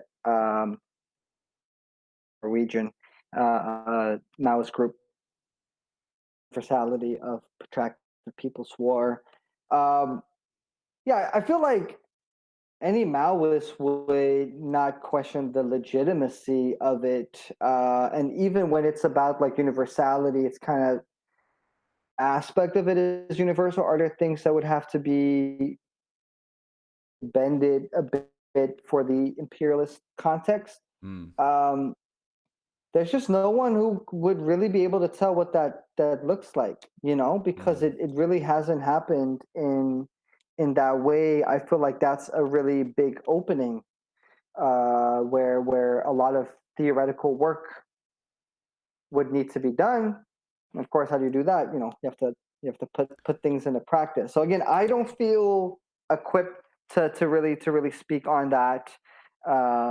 It's an important debate, but where I stand right now, I'm just like I'm just listening to other people, and they're yeah, no, it is. It's an whatever they're interesting doing one. with it. It's a really interesting question to hear different perspectives on, because we are scientific socialists. These things are proven through the testing ground of history, of actually seeing that it works, and we just haven't really seen that in these sort of imperialist cores just yet. So I suppose time will tell.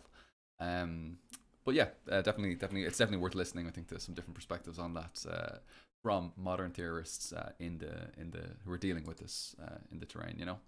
Brilliant. Thank you very much. Will we take another couple of questions? Because we kind of knocked out two of them in one there. We knocked out one from our own shared Google Doc that we were always meant to deal with, and we also dealt with one of the questions from the chat. Do you want to take a couple more while we're at it before we push forward? Yes, let's do it. Cool. Okay, so let me see. Okay, so we just talked about insurgency from Temujin.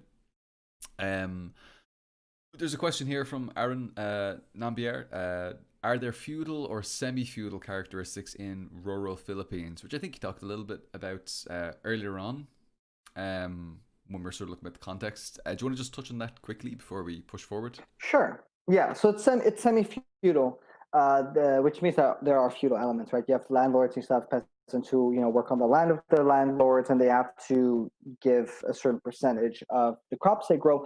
But a lot of that, the full economy is pretty much serves monopoly capital. The way the economy is designed according to the needs of the global bourgeoisie, facilitated by IMF, World Bank, Asian Bank, things like that. And then you have a comprador bourgeoisie who kind of facilitates, who kind of bridges that gap between the landlords and the monopoly capitalists. So that's, in a very quick nutshell, the semi-feudal situation in the Philippines. Brilliant. Thank you very much. Great. Um, Another question here from Ian Harris asks, does the CPP NPA have roots in Manila and the other urbanized areas in the Philippines, or are they mainly focused in the rural parts of the country? That's a really good question. Yeah, they're everywhere. That's a very short answer. Nice. They are everywhere. The you know there's party members operate everywhere, and they can operate, when it comes to cities, of course, they have to be more clandestine. But there is a steady influx of this is me speaking on kind of because I'm not there, so this is just deducting from just thinking things through, that there's still a steady influx of people from the cities that are leaving to the countryside, which then automatically means that the party has to be operating in the cities. Right now, with the stage they're in, the city work, the struggle in the countryside. So the mass organizations in the cities operate mostly on a legal level, whereas there's not as many legal organizations in the countryside because you're just in the heat of battle, and Mm.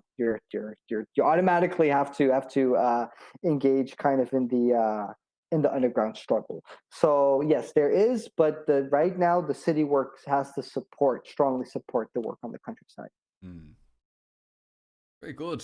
Thank you very much. There's a load of really, really good questions here. Sorry, you're gonna be here all night. I hope you have some extra Give time. me, tell me. Would you like to? Do you think that might be a good point to jump off into our next question, which is Hmm. kind of related to this again, this kind of above ground Hmm. kind of work. We're going to talk a little bit about the United Front work. So, do you think that might be a good time to jump into it, or would Yes. you? Okay, cool. So, Perfect. tell us about the United Front work in the National Democratic Front of the Philippines, the NDFP. Hmm. Yeah. So with all the red tagging going on, I want to be kind of careful with my formulations here. Mm. When I speak about the strategy of the United Front, what I read is the perspective of the CPP and NPA. So from the documents that they put out. So that a mass organization is a part of a CPP strategy, that doesn't mean that the members in that mass organization agree with that, or themselves feel like they are a part of that, right? This is from the party's perspective. Like, people in engaged in struggle mass organizations have their own motives for doing so. So this is all from what I read is the party's perspective. Mm. So the CPP, it upholds the theory of three magical instruments. I love that phrasing, by the I way, the love that. magical instruments. Yeah. So you have the party, of the People's Army, at the United Front, right? Yeah. So the party leads the revolution, and the People's Army builds up political power through armed struggle. That's really clear. A lot of times people will kind of know what the party does and what the People's Army does. But what the United Front does a lot of times is much more vague, and a lot of times it's also misunderstood. And especially in the case of the Philippines, the United Front is really pushed to a high and sophisticated elevation. So the goal, in essence, of the United Front is to have as many people as possible involved in the revolution. So again, from the party's point of view, it would be to use these alliances to support the armed struggle. So, like I said, the United Front is made up of different alliances. So you have the basic alliance of the peasantry and the working class. So that's built through the party and the NPA. You have a broader alliance of workers, peasants, and the third basic force, which is the urban petty bourgeoisie.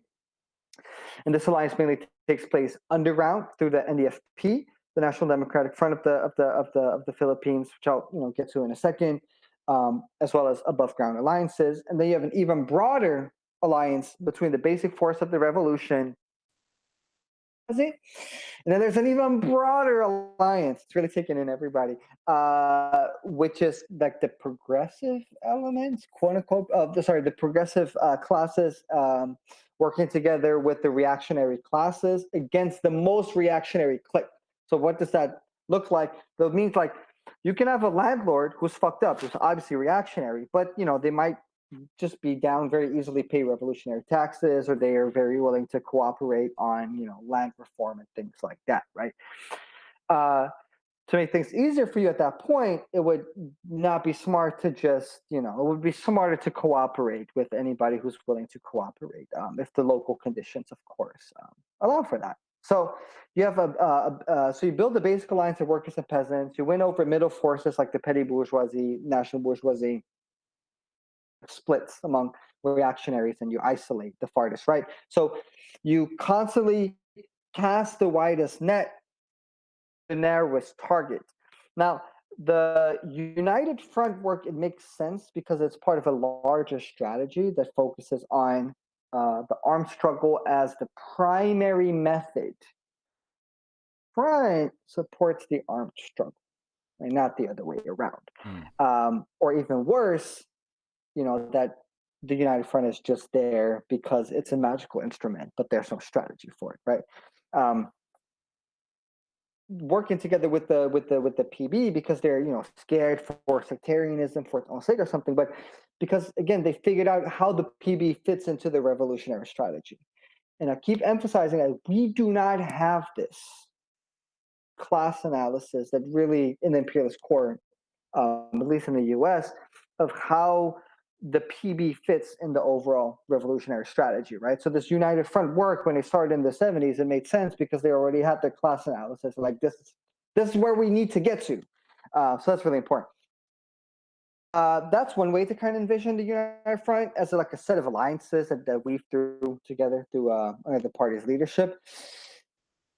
That I think is really helpful is to kind of look at it as two rings. So you have the NDFP as the inner ring. So that's the highest expression of the United Front. The reason for that is because they accept the CPP's leadership and they accept armed struggle as the method of waging revolution, right? So at the moment, there's 18 organizations in there. You can go just to literally the website of the NDFP and you can, they have all the fun little icons so you can see where they are. Then you have the outer ring, which is much more fluid, which is pretty much more based on like anti-fascism, anti-imperialism, promoting national democratic rights. And a lot of these expressions of the United Front, they're not explicitly called the United Front. They could, say like, oh, we're anti-Duterte, or we're United Front for Human Rights or something. But what matters is that there's constantly a deepening and strengthening of different alliances that support the used in a way that supports the strategy of the party. Brilliant. Thank you very much. That was a fantastic overview of the United Front work and the significance of it and how we can all sort of, I suppose, learn from that and how it sort of falls under and serves the real goals of the organization, which is important. Actually, it's striking as you're describing the relationship between the CPP, the NPA, and I can never remember the acronym. And the FP. Yeah, exactly that one, the United Front one, and I sort of I try to relate that back to like the struggles in Ireland, and I think about like for example the IRA and the various iterations of that. And there have been elements of these kind of like PPW strategies. There've been elements they have explicitly learned from Mao. They would have studied like the various different groups of the IRA would have studied Mao and stuff like that. And they never got the relationships right between the party, the military organization, and the United Front. They never got it was always like military led, and in many cases with a lot of organizations like for example the INLA, the Irish National Liberation Army, and the IRSP, Irish Republican Socialist Party. It was like the military organization was just kind of at the forefront of kind of doing its own thing. The party wasn't necessarily in control in the way it wanted to be. Things got out of control, it got messy, right? And it's important that you do maintain like the party is very much at the head of this, Yes. and everything else is going to serve in that, so yes, yeah, because they're the votes in the NDFP is by consensus. And the reason why is because there's and again, shout out to Emily McPractice for really helping me break all this down. always. By consensus, because Maine, a lot of there's only one peasant organization and one really like workers organization in the NDFP. A lot of them are like more like petty bourgeois sections. So if you would vote by how many, just like every organization gets one vote, then the party would be essentially every time. So there's this process by consensus, and it's a fine balance between like it's kind of a danger to it. I feel like the CPP walks that line very, very finely, where Mm, they are able to take leadership. The reason for that is because they have the strategy. For them, without their leadership, the whole shit would fall apart. And the mm, United Front understands that. Time, freedom, so there's a freedom of discussion and to experimentation and trying different things. So it's really walking that fine line, and also the way that they broke it down for, like, all right, these 18 organizations, this is tight. There's a lot of intermingling of leadership. And then you have that outer ring, and that's kind of more, broad national democratic lines that are being pushed. And I think that's also really helpful, realizing that not every organization is going to support you in the same way, and still being able to body in, you know mm, and having be part of different alliances. I think the way that they walk that line of asserting leadership but not pushing too hard and too far is helpful. And there's also, again, historical, that's a whole nother story, but there's historical precedents for that, of different lines being pushed for the United Front. They didn't just get there where they are. As a general rule, for the case of the Philippines, you can kind of take it that after their second rectification movement was done, there was just more of like a deepening of the strategy that they kind of came to, mm, from that point on. So at that point, a lot of things got solidified. mm. Brilliant. Thank you very much, Comrade. Fantastic. Another interesting question. Actually, two more interesting questions. Oh, actually, I'm looking now. It's a question and a comment from Ian Harris. Ian Harris says, Paul, what does the Comrade, that's you, Comrade Space, think is the reason for their determination and survivability? Plenty of other revolutionary and communist parties were crushed under similar repression at the time. And I think this question was probably asked when we were talking about like the 70s, like the early 70s, and how tough things were back then. And then the comment that same comrade says, Ian Harris says, and perhaps more importantly, what can we in other nations learn from this? So determination and survivability, longevity, I suppose. How have they managed to keep going? Like what, over 50 years of collective Hmm. people's war at this stage? Yeah, such a good question. I've asked myself this question a lot of times. This is like one of the central questions. At first, Mm. before I took like a deep dive into it, my main question is, what the hell is taking them so long? Yeah. Why have they been fighting for 50 years, but they haven't grabbed state power? And then the more I started studying, the question was like, how the hell have they survived? Is the main question. Um, I just to this, I think the most important part is they have a unifying strategy. So if you want to be part of the movement, right, they will hand you, Philippine Society and Revolution, which I think came out like 1970 or something like that, which is kind of like it's a brilliant document, because it's like problems and how do we solve them. Right, Mm. that's all the document is. And so if you're part of the movement, you'll be handed this document, and it's essentially kind of like, uh, no matter what happens to you, as long as this plan is being followed, guaranteed. Um, that, of course, is a simplification, and kind of it a little bit, but I think that the essence is true. That there's this thing, it's still being referenced, seen in online discussions, like, oh yeah, Joe must said it in this document, to answer questions about the Philippine Revolution.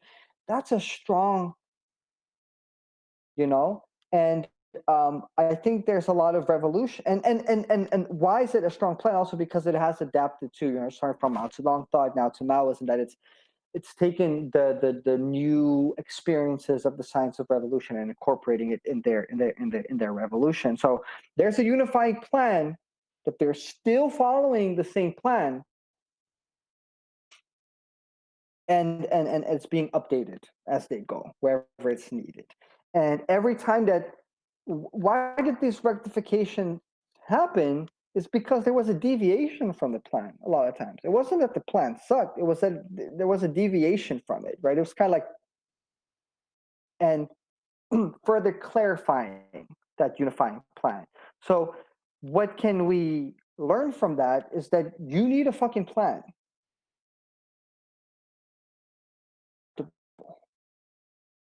You need to have very strong theoretical basis.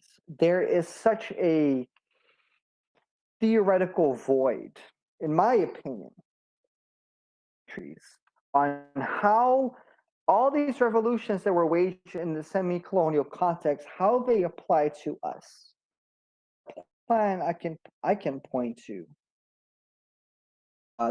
that would follow. I think that if there would be a plan, a lot of people would be able to rally behind it. So in my opinion, there's a lot of people who are putting things into practice. There's a lot of theoretical work, I think, right now that needs to be done. That's the first part. That, not, of course, good theory comes from practice. I'm not saying stop with your practice, but I'm saying like place more attention on actually like synthesizing and theorizing stuff that we're doing. The second part is the rectification campaigns. Time shit hit the fan, there was a rectification campaign in which they were not afraid to kind of take a step back, lower activity, pull everybody together. Like 6 years is a long time. I think I would be hella nervous. Be like, all right, shouldn't we kind of really get back to the swing of things? Like, no, we got to really do this right. We really got to get to the root of all the stuff. Of course, not like they stopped everything, but they really, they took a step back.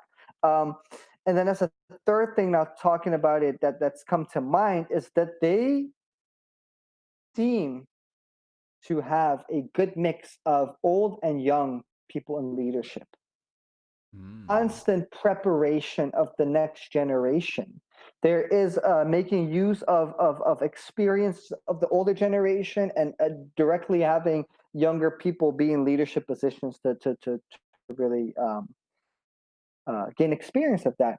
So you hear news of these really influential and important commanders or people within the party dying, being captured. It continues.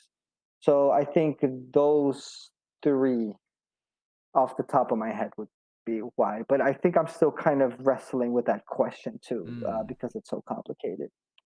That's so interesting. And actually, that last point that you raised, it really struck a chord with me because it's something that I know that comrades all over the world struggle with. Young comrades, people who are in their 20s and 30s, who are in communist parties now, and these are often communist parties that have been around. They survived the fall of the Soviet Union, so they're much older parties, and a lot of these communist parties, traditional Marxist-Leninist parties, they will be guided and led by more elderly comrades, and a lot of young comrades are a little bit maybe frustrated with this. And there's been some theorizing about why that might be, about some of the problems that are there. There's kind of elderly comrades who, very, I suppose, we can praise them in a way for upholding the torch of communism even after the fall of the USSR. So fair play to them. They kept going. They kept the Communist Party going. Great stuff. But maybe there was these were smaller organizations. A lot of people left them after the fall. It was this kind of Fukuyama thing where it's like the end of history and communism, socialism have failed. We're all just going to have this kind of neoliberal consensus, and so on and so forth. And so you have these kinds of more elderly groups of people who are sort of overseeing these very, very small parties. Nobody's really challenging them. They've kind of got their way. They don't need to update. They don't need to self-crit. They don't need to go through, as you're talking about, these kinds of processes of rectification and so on and so forth.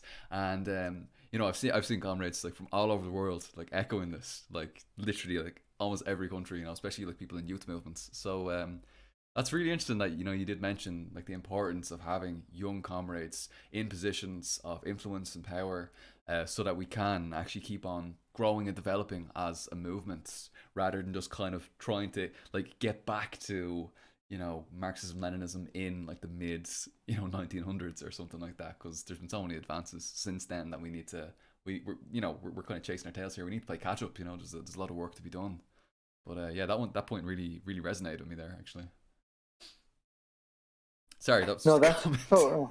No, that was good. No, that was really good. I enjoy your input. I feel like it's a lot of me talking, so I enjoyed that, and that makes sense. I think there's a really big emphasis on youth organizations, youth movements, the youth or the way they constantly call on the youth, who are in this position where they have more time, maybe less responsibilities to shoulder to really, give themselves to the movement. And also, historically, PKP, right? That was really the old guard, Hmm. and there was this thing that Joma said where the most of what Comrades from that movement had read was Foundations of Leninism by Stalin, right? And Hmm. that was kind of the end of their theoretical knowledge. So I do Hmm. think right now I would say that kind of applies to Maoism, being the new updated version of that scientific knowledge that there are things that we've learned from the last decades that we have to reckon with, that Yep. we have to wrestle with, that are some really tough lessons, that need to update our practice. Yeah. And that if we don't, we're just going to keep falling in the same traps, because part is that most things that have been implemented and tried have been defeated, and a lot of times for the same reasons. And I think that's Yeah. the frustrating part, to see movements fail or be defeated for the same reasons, and just Hmm. being like, had you picked up these couple of books, and that's just the reality, Yeah. and implement it and put it into practice. Hmm. So yeah, no, in full agreement with you there, Conrad. Yeah, it's like we have solutions. Like we're committing the same mistakes that were made, like in sort of like I don't know, I suppose like Khrushchev era. Like we're just committing the same mistakes, even though they're like these problems have been solved. Like we have solutions to these, but it's like when you listen to like Trotskyists and they're just like rattling on about how the Stalinists are killing everything, and you're just like, we're not in like the 1920s anymore. Like this Right. is like Yep. this is like a problem from 100 Yep. years ago. We've advanced past that. Yeah, we could definitely need to pay attention to what is universal and what is particular. And I don't really, the problems around tractor stations don't really apply right now to what we need to do. So, I mean, Oh jeez, yeah, no, absolutely. Sorry, I don't want to get into too much of like a sectarian rant against Trotsky or something like that. So, yeah, we'll get back on track, I suppose.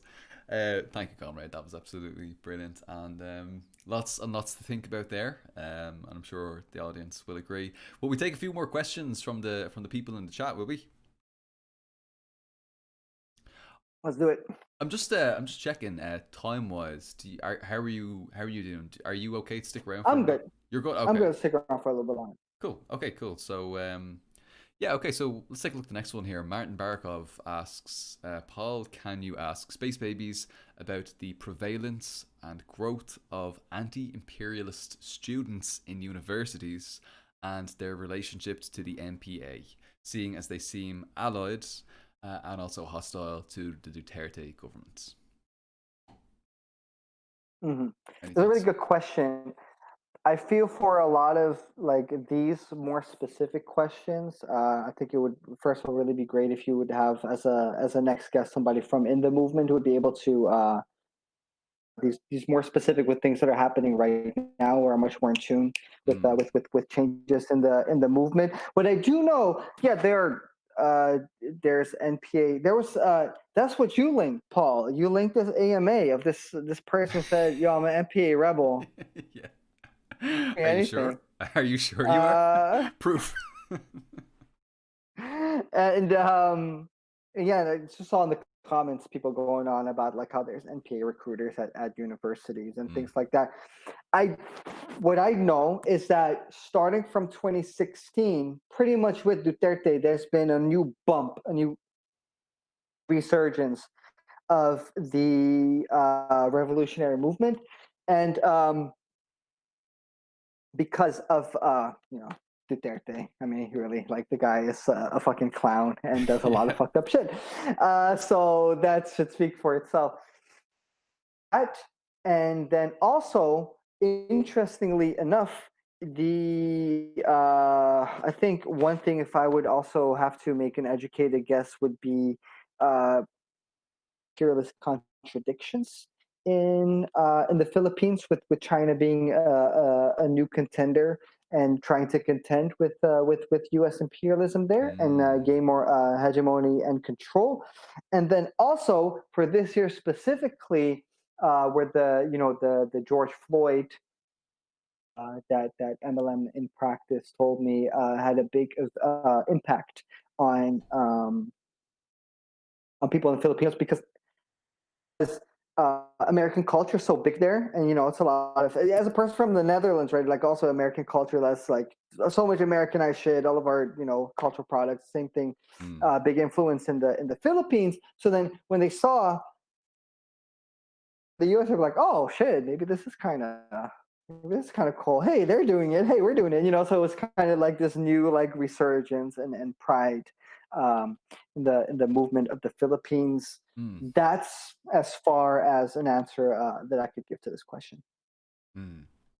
Thank you very much. Appreciate that. I'm sure MLM in practice probably has an answer to this. So maybe our comrades can follow MLM in practice on Twitter and get in Yeah, touch with. yeah, yeah, yeah. They like this a solid comrade who really, who really has, a lot of knowledge, historical knowledge, and recent knowledge about the movement, for sure. Yeah, absolutely.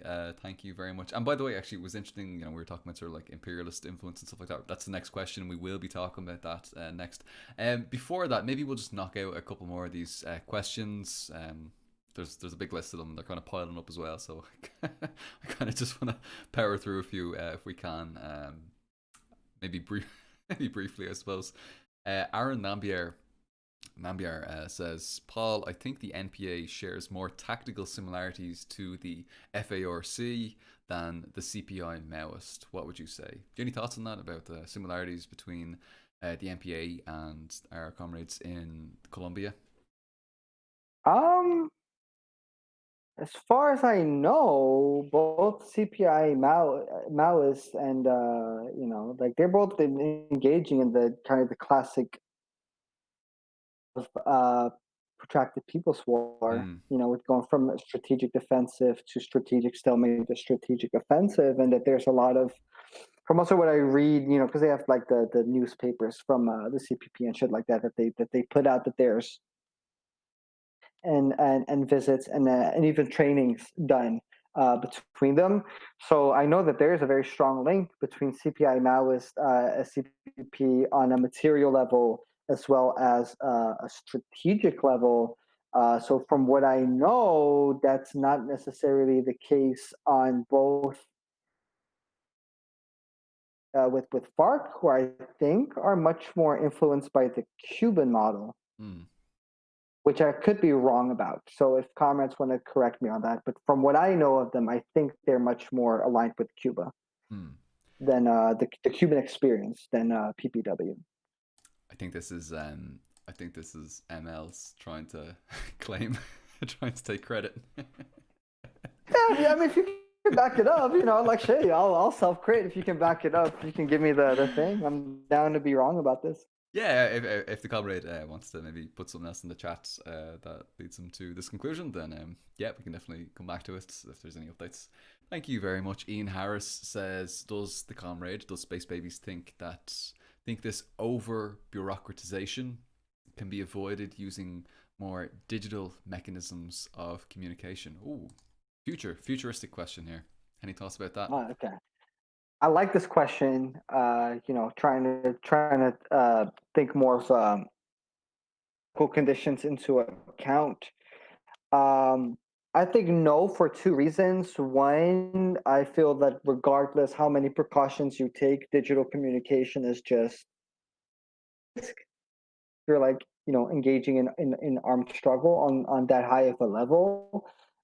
There's some things that I don't think you would just be able to like discuss and have that be out there via digital means, no matter how well you think that you can encrypt them. And two, like that's like an external factor. It's like what tool are we using versus the internal problem. So whether I have to ask someone directly or send them a signal message, kind of the same thing applies because it's a structural thing, right? There is like a thing of, because you need to have a structure in place, right? You need to have people who you go to, and at that time, like these people were like authorized to have you, like you have to ask them, right? Like if Paul gives me a direction and I have an idea on how I want to implement it, I wouldn't be able to just send Paul a message. I would have to send somebody else a message who would then have to get to Paul. So whether that's to send them a text, then I don't think that would be like an external change versus the internal structural problem. Mm. I don't know. Very good, thank you, comrades. Now here's a question that you're gonna like. You're gonna love this one. Here's a chance to lay into revisionism. You're gonna love this. Ian Harris asks, how did the party react to the death of Mao and revisionism in China, along with the dissolution of the USSR? Yeah, very good question. Um,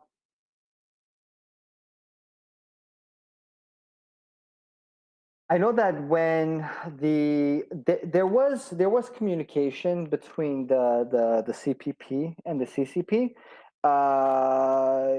and a lot of people were also set in Beijing. What I do know is when, from my perspective, when China started to go revisionist, is when all the internal problems were really starting to set um, in um, in the Philippines. So they were at that point mainly trying to survive rather than have the space to engage in these really bitter line struggles with them.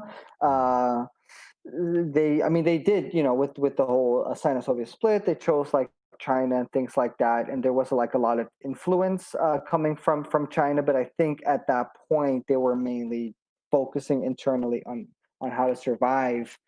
I think it definitely influenced it because China, wasn't able to help them out as much as maybe would have been the case if not. Mm. But I know that they denounced it. They also denounced revisionism in the CPSU. They very explicitly didn't want to, cooperate with the CPSU, and the CPSU was, supporting the Lavites, or like the people who tried to kill Yeah, yeah. Rome. Essentially, the Mm. Lavite revisionists, like they were collaborating with them.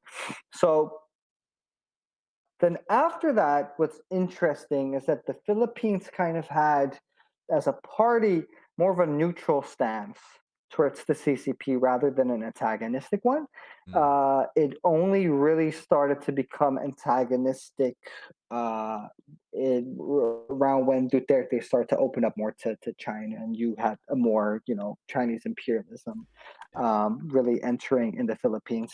That neutral stance switched to antagonistic. And when I say neutral, like there was absolutely a denouncement of revisionism that had set in China and the Soviet Union. But when that was really like in the hot seat, when all the shit was going on, that's when the CPP was just trying to, fucking survive. Mm. Mm. Brilliant. And yeah, we're going to talk a little bit more about that in the next question when we talk about imperialism and mostly from the US and from China. But let's fire. We've gotten so close with the questions. We've only got two more questions to fire through, and then All we're right, that's it. open. Then we're free. Matthew Calise says, Paul Moran, does the NPA have any sort of contact or an alliance with the Naxals or the Nepali Maoists who are currently in power? Yeah. So with the Naxals, yes. So there is a cooperation on the level that there are, co-trainings in Indian territory. I don't know if they're also in Filipino territory. Actually, maybe they are. Haven't read about it. So yeah, so there's a high level of cooperation and support with the Naxals. Hoping that another comrade also in the comment section can jump in with that. Brilliant, thank you very much. And last question, and then we can breathe again. Chinlet asks, this is a little bit more speculative, I think. Chinlet says, since I'm late and I don't know if this was already asked, I want to know if Space Babies thinks there will be a wave of revolution within the 2020s. What do you think? Kind of reminds me of that Paul Cockshot thing. He has like this algorithm or something like that, which suggests that the 2020s are going to be like the most revolutionary decades in centuries. He has some like computer algorithm or something like that, which measures like, I don't know, moments in history and stuff like that. But yeah, I don't know. That's just some sort of computer program thing. What do you think? That's tough. There's some scenarios that I can,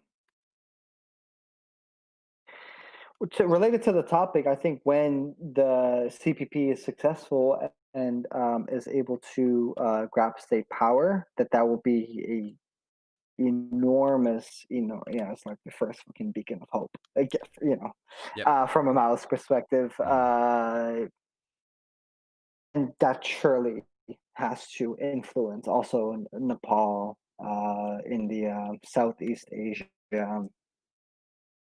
I mean, right now, I'm hoping that would mean a resurgence in or an intensification in the armed struggles in Peru and Turkey, and activities in like the imperialist core, which I guess from where I stand right now would probably maybe be France. But I don't know too much about the PCF there. Yeah, maybe there's scenarios where I could see. I think that all these things that I named would have to happen. Like the objective conditions are there. Cases. The objective conditions are there. The contradiction between imperialism is only getting sharper. In 2030, the global climate crisis will be much more impending. And the way that kind of happens is forces need to, I feel like there needs to be a theoretical groundwork laid. And once there's a party, things could go very quickly. So let's say you have a deepening of contradictions, building up of subjective forces, and then in 2026 you have establishment of parties everywhere. Like from that point on, things could go quickly, right? Like reach their highs and their lows in like 2 years, right? Like they were able to do all this shit once there was a plan and once there was a strategy. Massive amounts of people rallied behind them. So it is possible.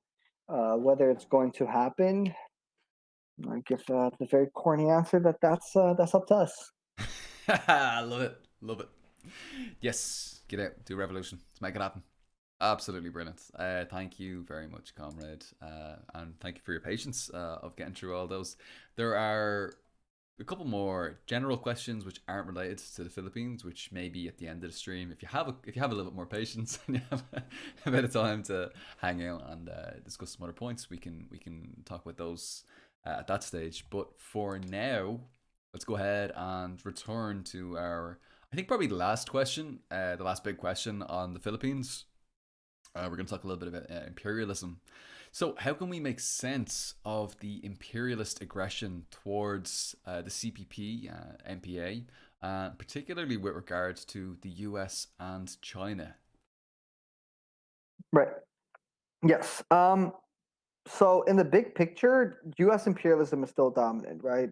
We go on a lot about the influences of Chinese imperialism, but that's because that's much more contested. So I feel like there's much more need to like kind of prove like, no, that's like what China doing in the Philippines is fucked up.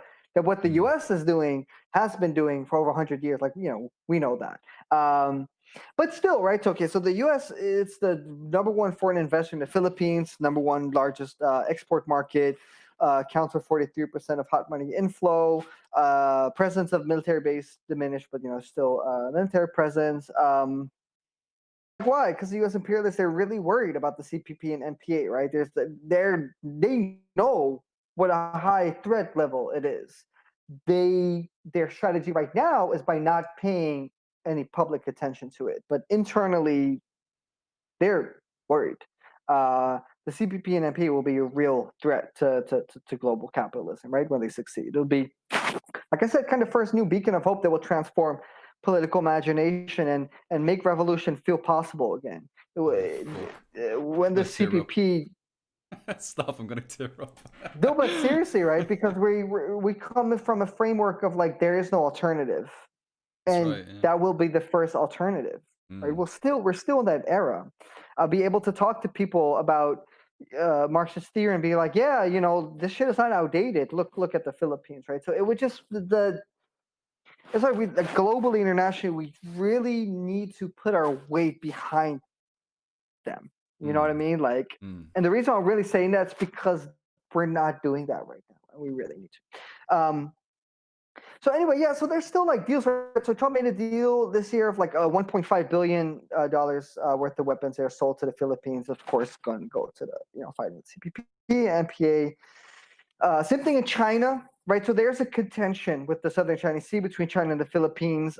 So the reason why is that there's resources, right? So the oil reserves, gas, rare earth, other minerals, it's worth $60 trillion. Wow. So that's why there's so much attention paid to it. And 1/5 of global trade passes through there. So you'd say it's just a bunch of fucking islands. It's a big fucking deal. Yeah. So of course there's that. And it's also important as well for that the Belt and Road Initiative as well. I think it's a key part in terms of access to the rest of the world. So it's there's a very real reason why. Important. Yeah. Anyway. No, that's a great addition. Thank you for that. So why, right? Why would they still? Why would China still have that contention, but also sell arms to Duterte? And from the Maoist perspective, that's because the Chinese are worried about the Maoist threat in the Philippines because that goes against their own legitimacy, which I would say is right. They're upholding the red flag to promote their own capitalism, right? So the Philippines is like. From my perspective, like exposing that. So the Philippines is kind of caught in the middle between Chinese aggression and U.S. aggression, where China's dumping excess capital there, trying to make it dependent on loans and grants. They're plundering labor and natural resources. They want to, just like the global capitalists are doing, they want to keep it in the state of exporting cheap and low value added raw semi-processed goods and then importing capital goods and consumer commodities. And as we'll see with China, right, they're building all these. They have this massive excess of cement and steel. So they've built all these like ghost cities in China that nobody really inhabits, and they're also looking to invest in infrastructure in the Philippines, with their whole build projects to just get rid of all this steel and cement that they're producing. And then you also have China setting up military bases on Filipino islands, which of course is a big deal for the national sovereignty of the country. And they're also trying to take control of national telecommunication operations. So from my perspective, this is not a moral indictment. It's also a moral indictment, but most of all, to me, this is conclusion of what I see as the capitalist mode of production in China, because when your economy is dictated by the market, you're going to have overproduction of certain goods, and you're going to need to open new markets to be able to have to get rid of them, right? It's purely following capitalist logic. China is overproducing certain commodities, and they have to get rid of them. In order to get rid of them, you have to be able to take control of economies of other countries, and you have to use militarism as a tool to do that. And the Philippines is a very clear example. It's just a logical extension. It's the same capitalist logic that forced the same initially, right? Like if China wouldn't do this, it'd be a problem for China. They have to do this, or else they implode, right? That's Mm. what capitalist logic is. Capital leads its own course. Capital forces capitalists to do certain things.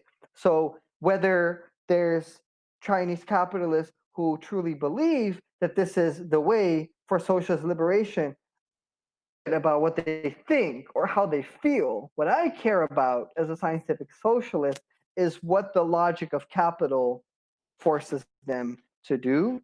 And I feel like we understand that in the case of countries, but when it comes to China, if there's still an acknowledgement of imperialism that China does, like, oh, but they don't really want to do it, they're kind of forced to do it. I'm like, yeah, no shit, that's what capitalism forces you to do, right? It doesn't really matter what you want to do, you're forced to do this. So in a nutshell, that's the both U.S. and Chinese imperialism operating in the Philippines. Fucking hell.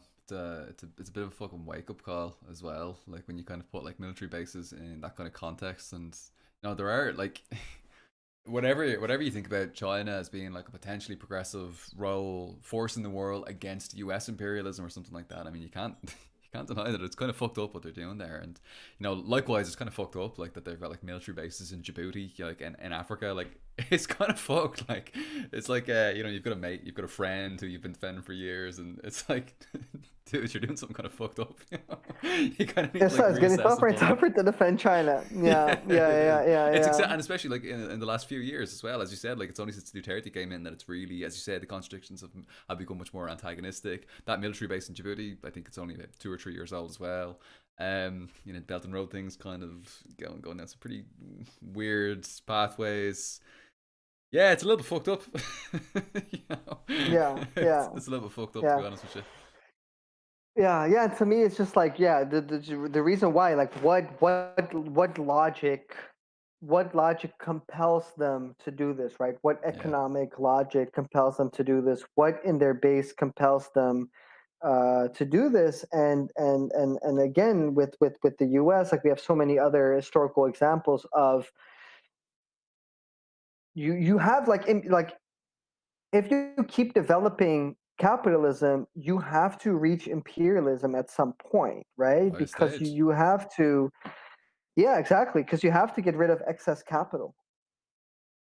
And I think that the reason why that it took a while for China to have to get to that point is because they started with such a beautiful, pristine, clean slate.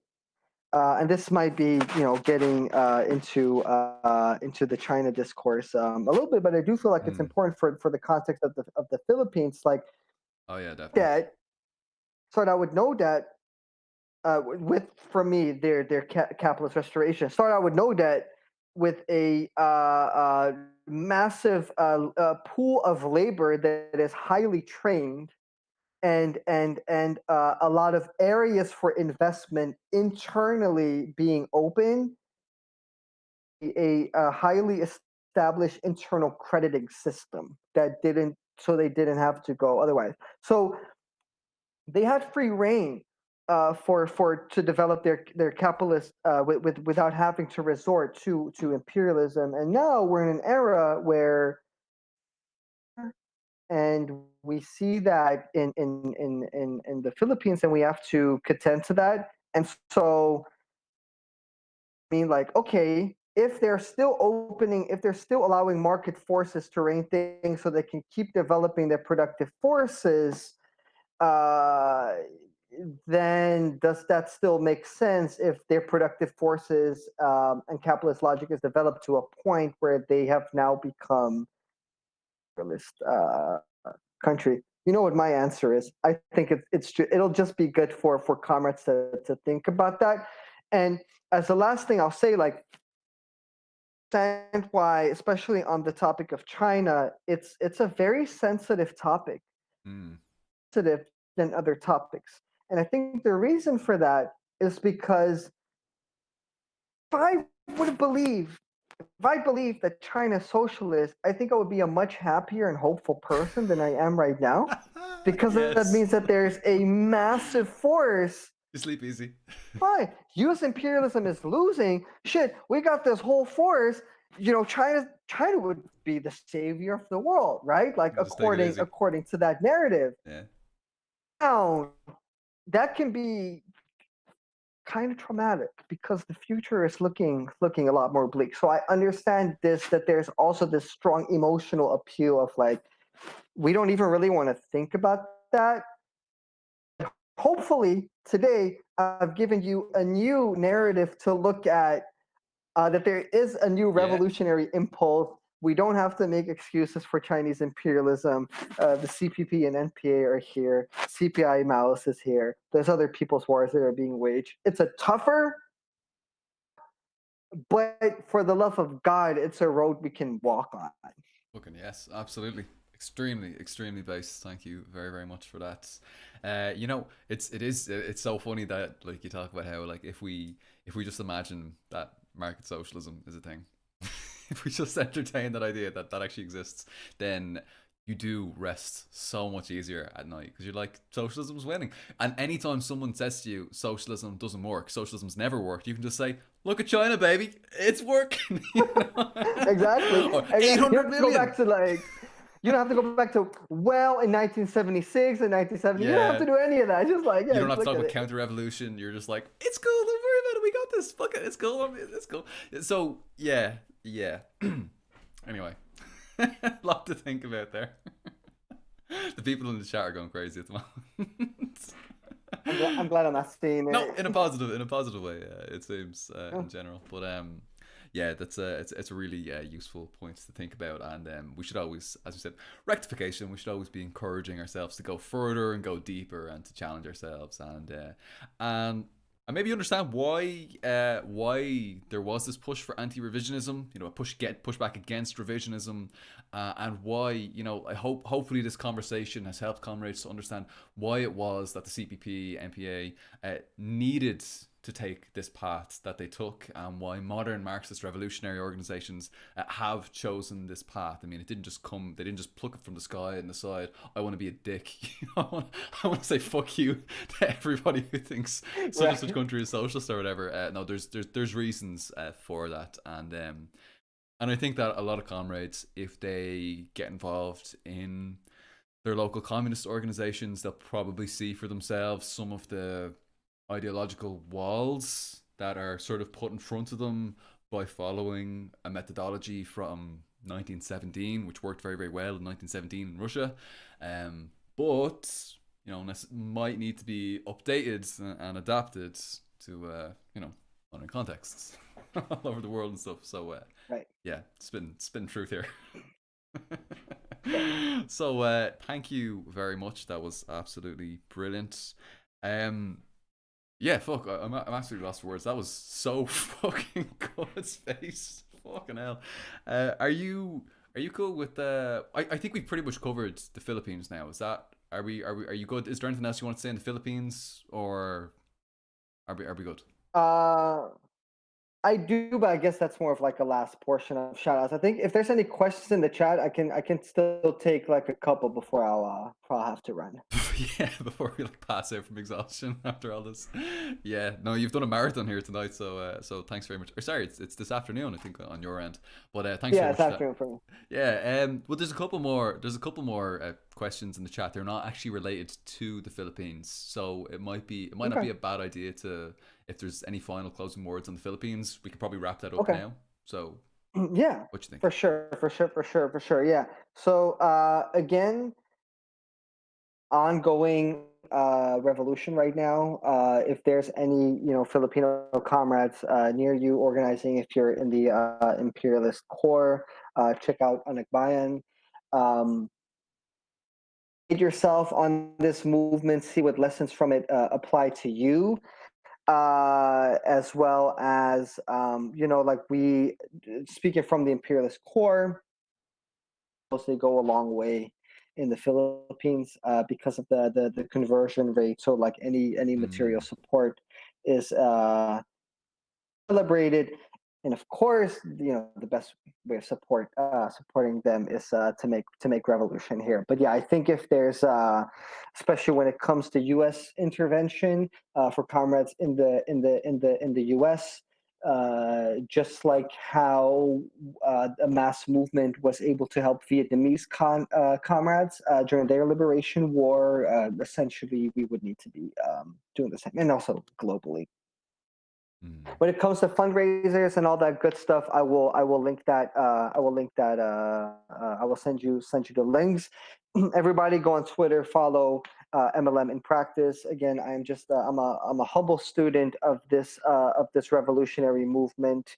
I'm not in the actual movement itself. Um, Duty to help popularize this movement. So please, go follow MLM in practice on Twitter. They'll be able to lead you to other comrades and all that stuff. So yeah. I'm gonna have to put a link to MLM and Twitter into the description box. Yes, So, please. although I don't want MLM in practice to be like inundated by people, harassing them and like asking all these random questions and stuff. So I don't care. That's their responsibility. yeah, maybe that's No, that's that's part and parcel harsh. as well. I do care, but it is everybody's responsibility. Yeah, absolutely, absolutely. Listen, thanks very much. That's absolutely brilliant. Look, we'll take a couple more questions from the chat, and then I'll let you go because you've held out pretty fucking well so far. But well, a man needs a rest, I suppose. So let's take a look at a couple of questions here, and we'll see. So now this is a kind of variety hour question, not necessarily related to what we're talking about, but if you have any thoughts on this, please feel free to share. Tankpunk asked this at I think the start of the stream, like the very start of the stream, and probably just before I said we're only going to be answering questions pertaining to the Philippines. And he asked, and so it's like 2.5 hours ago, he asks Paul Marin and Space Baby's thoughts on Comrades, and I can't really pronounce this, Shaka Zulu from the New African Black Panther Party. Any thoughts? I'm a little taken aback by this question. It's been I waiting for a wonder. while. I wonder where this question came from. Yeah, I it seemed guess pretty all I'll say, random to me. I don't I know. know of line struggles that are, I know what this comrade is referring to. Oh, can you tell without I don't damaging the know. reputation There's of? there's there's line struggles going on in the NABPP Ah, that I'm aware of, as well as the UPM. I would actually have to check in with comrades to see. I'm not, yeah. I won't answer this question. I know what is being referred to, but I won't answer this question. better not to get anybody in trouble. Hank Punk, what are you doing asking these kinds of questions? Get out of here. Get us in trouble. Okay, let's move on to the next one here. And actually, I think this is pretty much the last one, unless people come in with like a load of questions in the chat now. So I think you might be free after this. So here's a fun one. Thank you, mashallah. Thoughts on this is Papi Chulo who says thoughts on Hojas. I can never pronounce that. Hoja. I think it's actually like Hoja or something like that, but I can never pronounce it correctly. Hoca? Oh, Like, Hoja, is that how you say it? that's how I say it in Turkish. Oh, Turkish. But I Okay. know. I was saying Hoja for a long time, but I think it's Hoja. Hoja. Yeah, that's what I was saying for a long time, but I think I it's. like that. Hoja. Irish it. It does, yeah. Do It's like when you said like how you, Hoja. Hoja. So thoughts on Hoja's Albania and Tito's Yugoslavia? Do you wanna jump in on that? Yeah, sure. Fuck with Hoja. Until he denounced the Cultural Revolution, that was just very, very, very sad vibes. Oh man, it was so fun. I'm so sorry. I mean, like he was wrong and it was bullshit, but holy shit, it was so funny when he said It's like funny. the great proletarian cultural revolution was neither Was great neither great nor nor proletarian proletarian. nor cultural nor revolution. It was good. It was funny, but yeah, Yeah, he was obviously, wrong. I wholeheartedly disagree. Yeah, but I mean, no, I He's mean a shit stirrer, isn't Albania. he? He just Yeah, stirs I mean, shit. but, Albania was a strong part of the anti-revisionist camp. Yeah. To go in deeper into that, I guess we would have to do a different stream about And they it. had their own cultural revolution, though. You know, it wasn't necessarily successful either. So It was different, but they did it. They attempted it. There's actually a really interesting book which isn't highlighted often, which is called "Which East Is Red." It's also put out by FLP, and it's about Maoists in Eastern Europe. So I would really recommend they go into that a little bit. So I would really recommend that to comrades as well. Mhm. So so uh, that's so go ahead. so that's Hoja, and then the other part of the question was about Tito and Yugoslavia. Do you want I to lay really into him? I really don't have too much thoughts on Tito. I'm gonna leave this one to you, comrade. Oh yeah, yeah. I'm gonna go off on a big revisionist rant. No, actually, Tito was, I suppose, he's a very impressive figure. He's had a very, very fucking impressive life. He's been all over the world, fought in all his wars, and did all this great stuff. And with regard to Yugoslavia, I mean, I think that the first 5 year plan, I think, was pretty solid. It was definitely revisionist. Like, there's no doubt about it. It was definitely revisionist. It was definitely like on the capitalist road, and they were taking like all these fucking loans, like from like the IMF and all that, and like there's no way that was going to work out. By the 70s, I think Tito was pretty much out of power at the stage, but by the 70s, like, it was thoroughly, they were like decentralizing and all that, and it was just a complete mess. But yeah, I don't know. I'm not very optimistic about market socialism. It like, I don't think it works. I think it's just capitalist roadism basically, and so yeah, kind of cool. I fully acknowledge and recognize that the lives of people living in Tito's Yugoslavia and former Yugoslavia generally was obviously far greater than it would be afterwards, like after the dissolution of Yugoslavia. But yeah, I would say that Albania was pretty fucking based. And despite Hoja's rants against Mao, there was a lot of good stuff there in very, very difficult circumstances as well, which is, I think, very important too. 100%. Yeah, and like basically no international allies as well, so very, very challenging, very, very challenging situation, And yeah, I suppose, and like when you sort of contrast that, like with like Tito and Yugoslavia, like they were kind of they were fucking around. They were like sort of like pitting the East and the West against each other. So they'd like work with these guys, they work with those guys. They were just doing whatever the fuck they wanted. Like, they were there was not like proper like principled scientific socialism going on there. They were just, well, opportunists, I suppose. But anyway, you sure you don't want to want to add anything there? I think you've. I think I'm good. Yeah. But also because of a lack of knowledge, rather than not wanting to, I actually have to still really do an Eastern Europe deep dive, and before I do my deep dives, I don't really try to comment on things because I feel like I just kind of regurgitate old arguments without knowing. Kind of a no investigation, no right to speak. So thank you Boom. for answering the thing of Tito. Fantastic. You're a humble comrade. So thank you very much for that. Listen, thank you so much. I think we've pretty much come to the end of the stream here. Listen, just before. Yeah, you can finally like relax and breathe easy and rest and take it easy now for the rest of the day. Is there anything else that you would like to maybe shout out, or like if you have any like upcoming work that you'd like to plug, events, For sure. MLM in practice again, maybe? Yeah. I mean, yeah. I feel like I plugged this shit enough. Check out the podcast from the dope ass comrade Revolutionary Voices. This shirt is from that Revolutionary Voice. Also, putting out zines. Next thing is going to be on dialectical materialism. Really solid comrade. The new episode is out on bourgeois philosophy. I was also on his podcast talking about gentrification.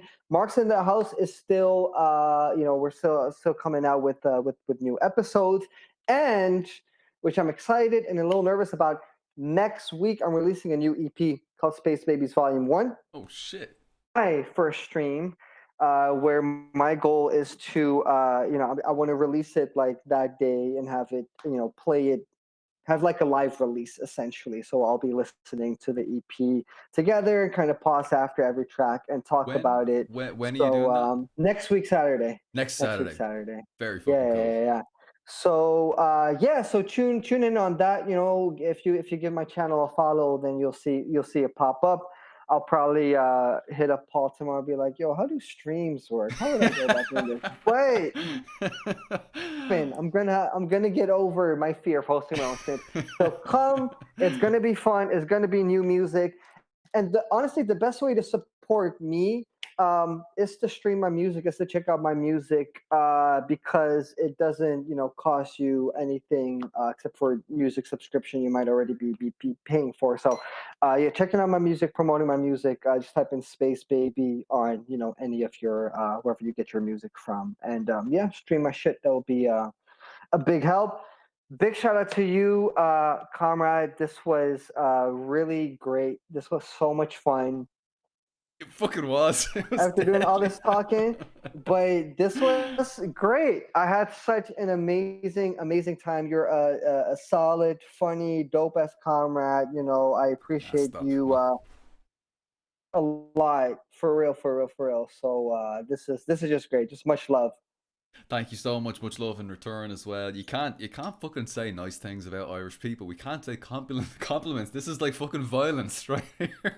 Yes, it's all good. This is the I have too much love in me. out. Just curse me out as a county. That's fine. Whatever you need to do.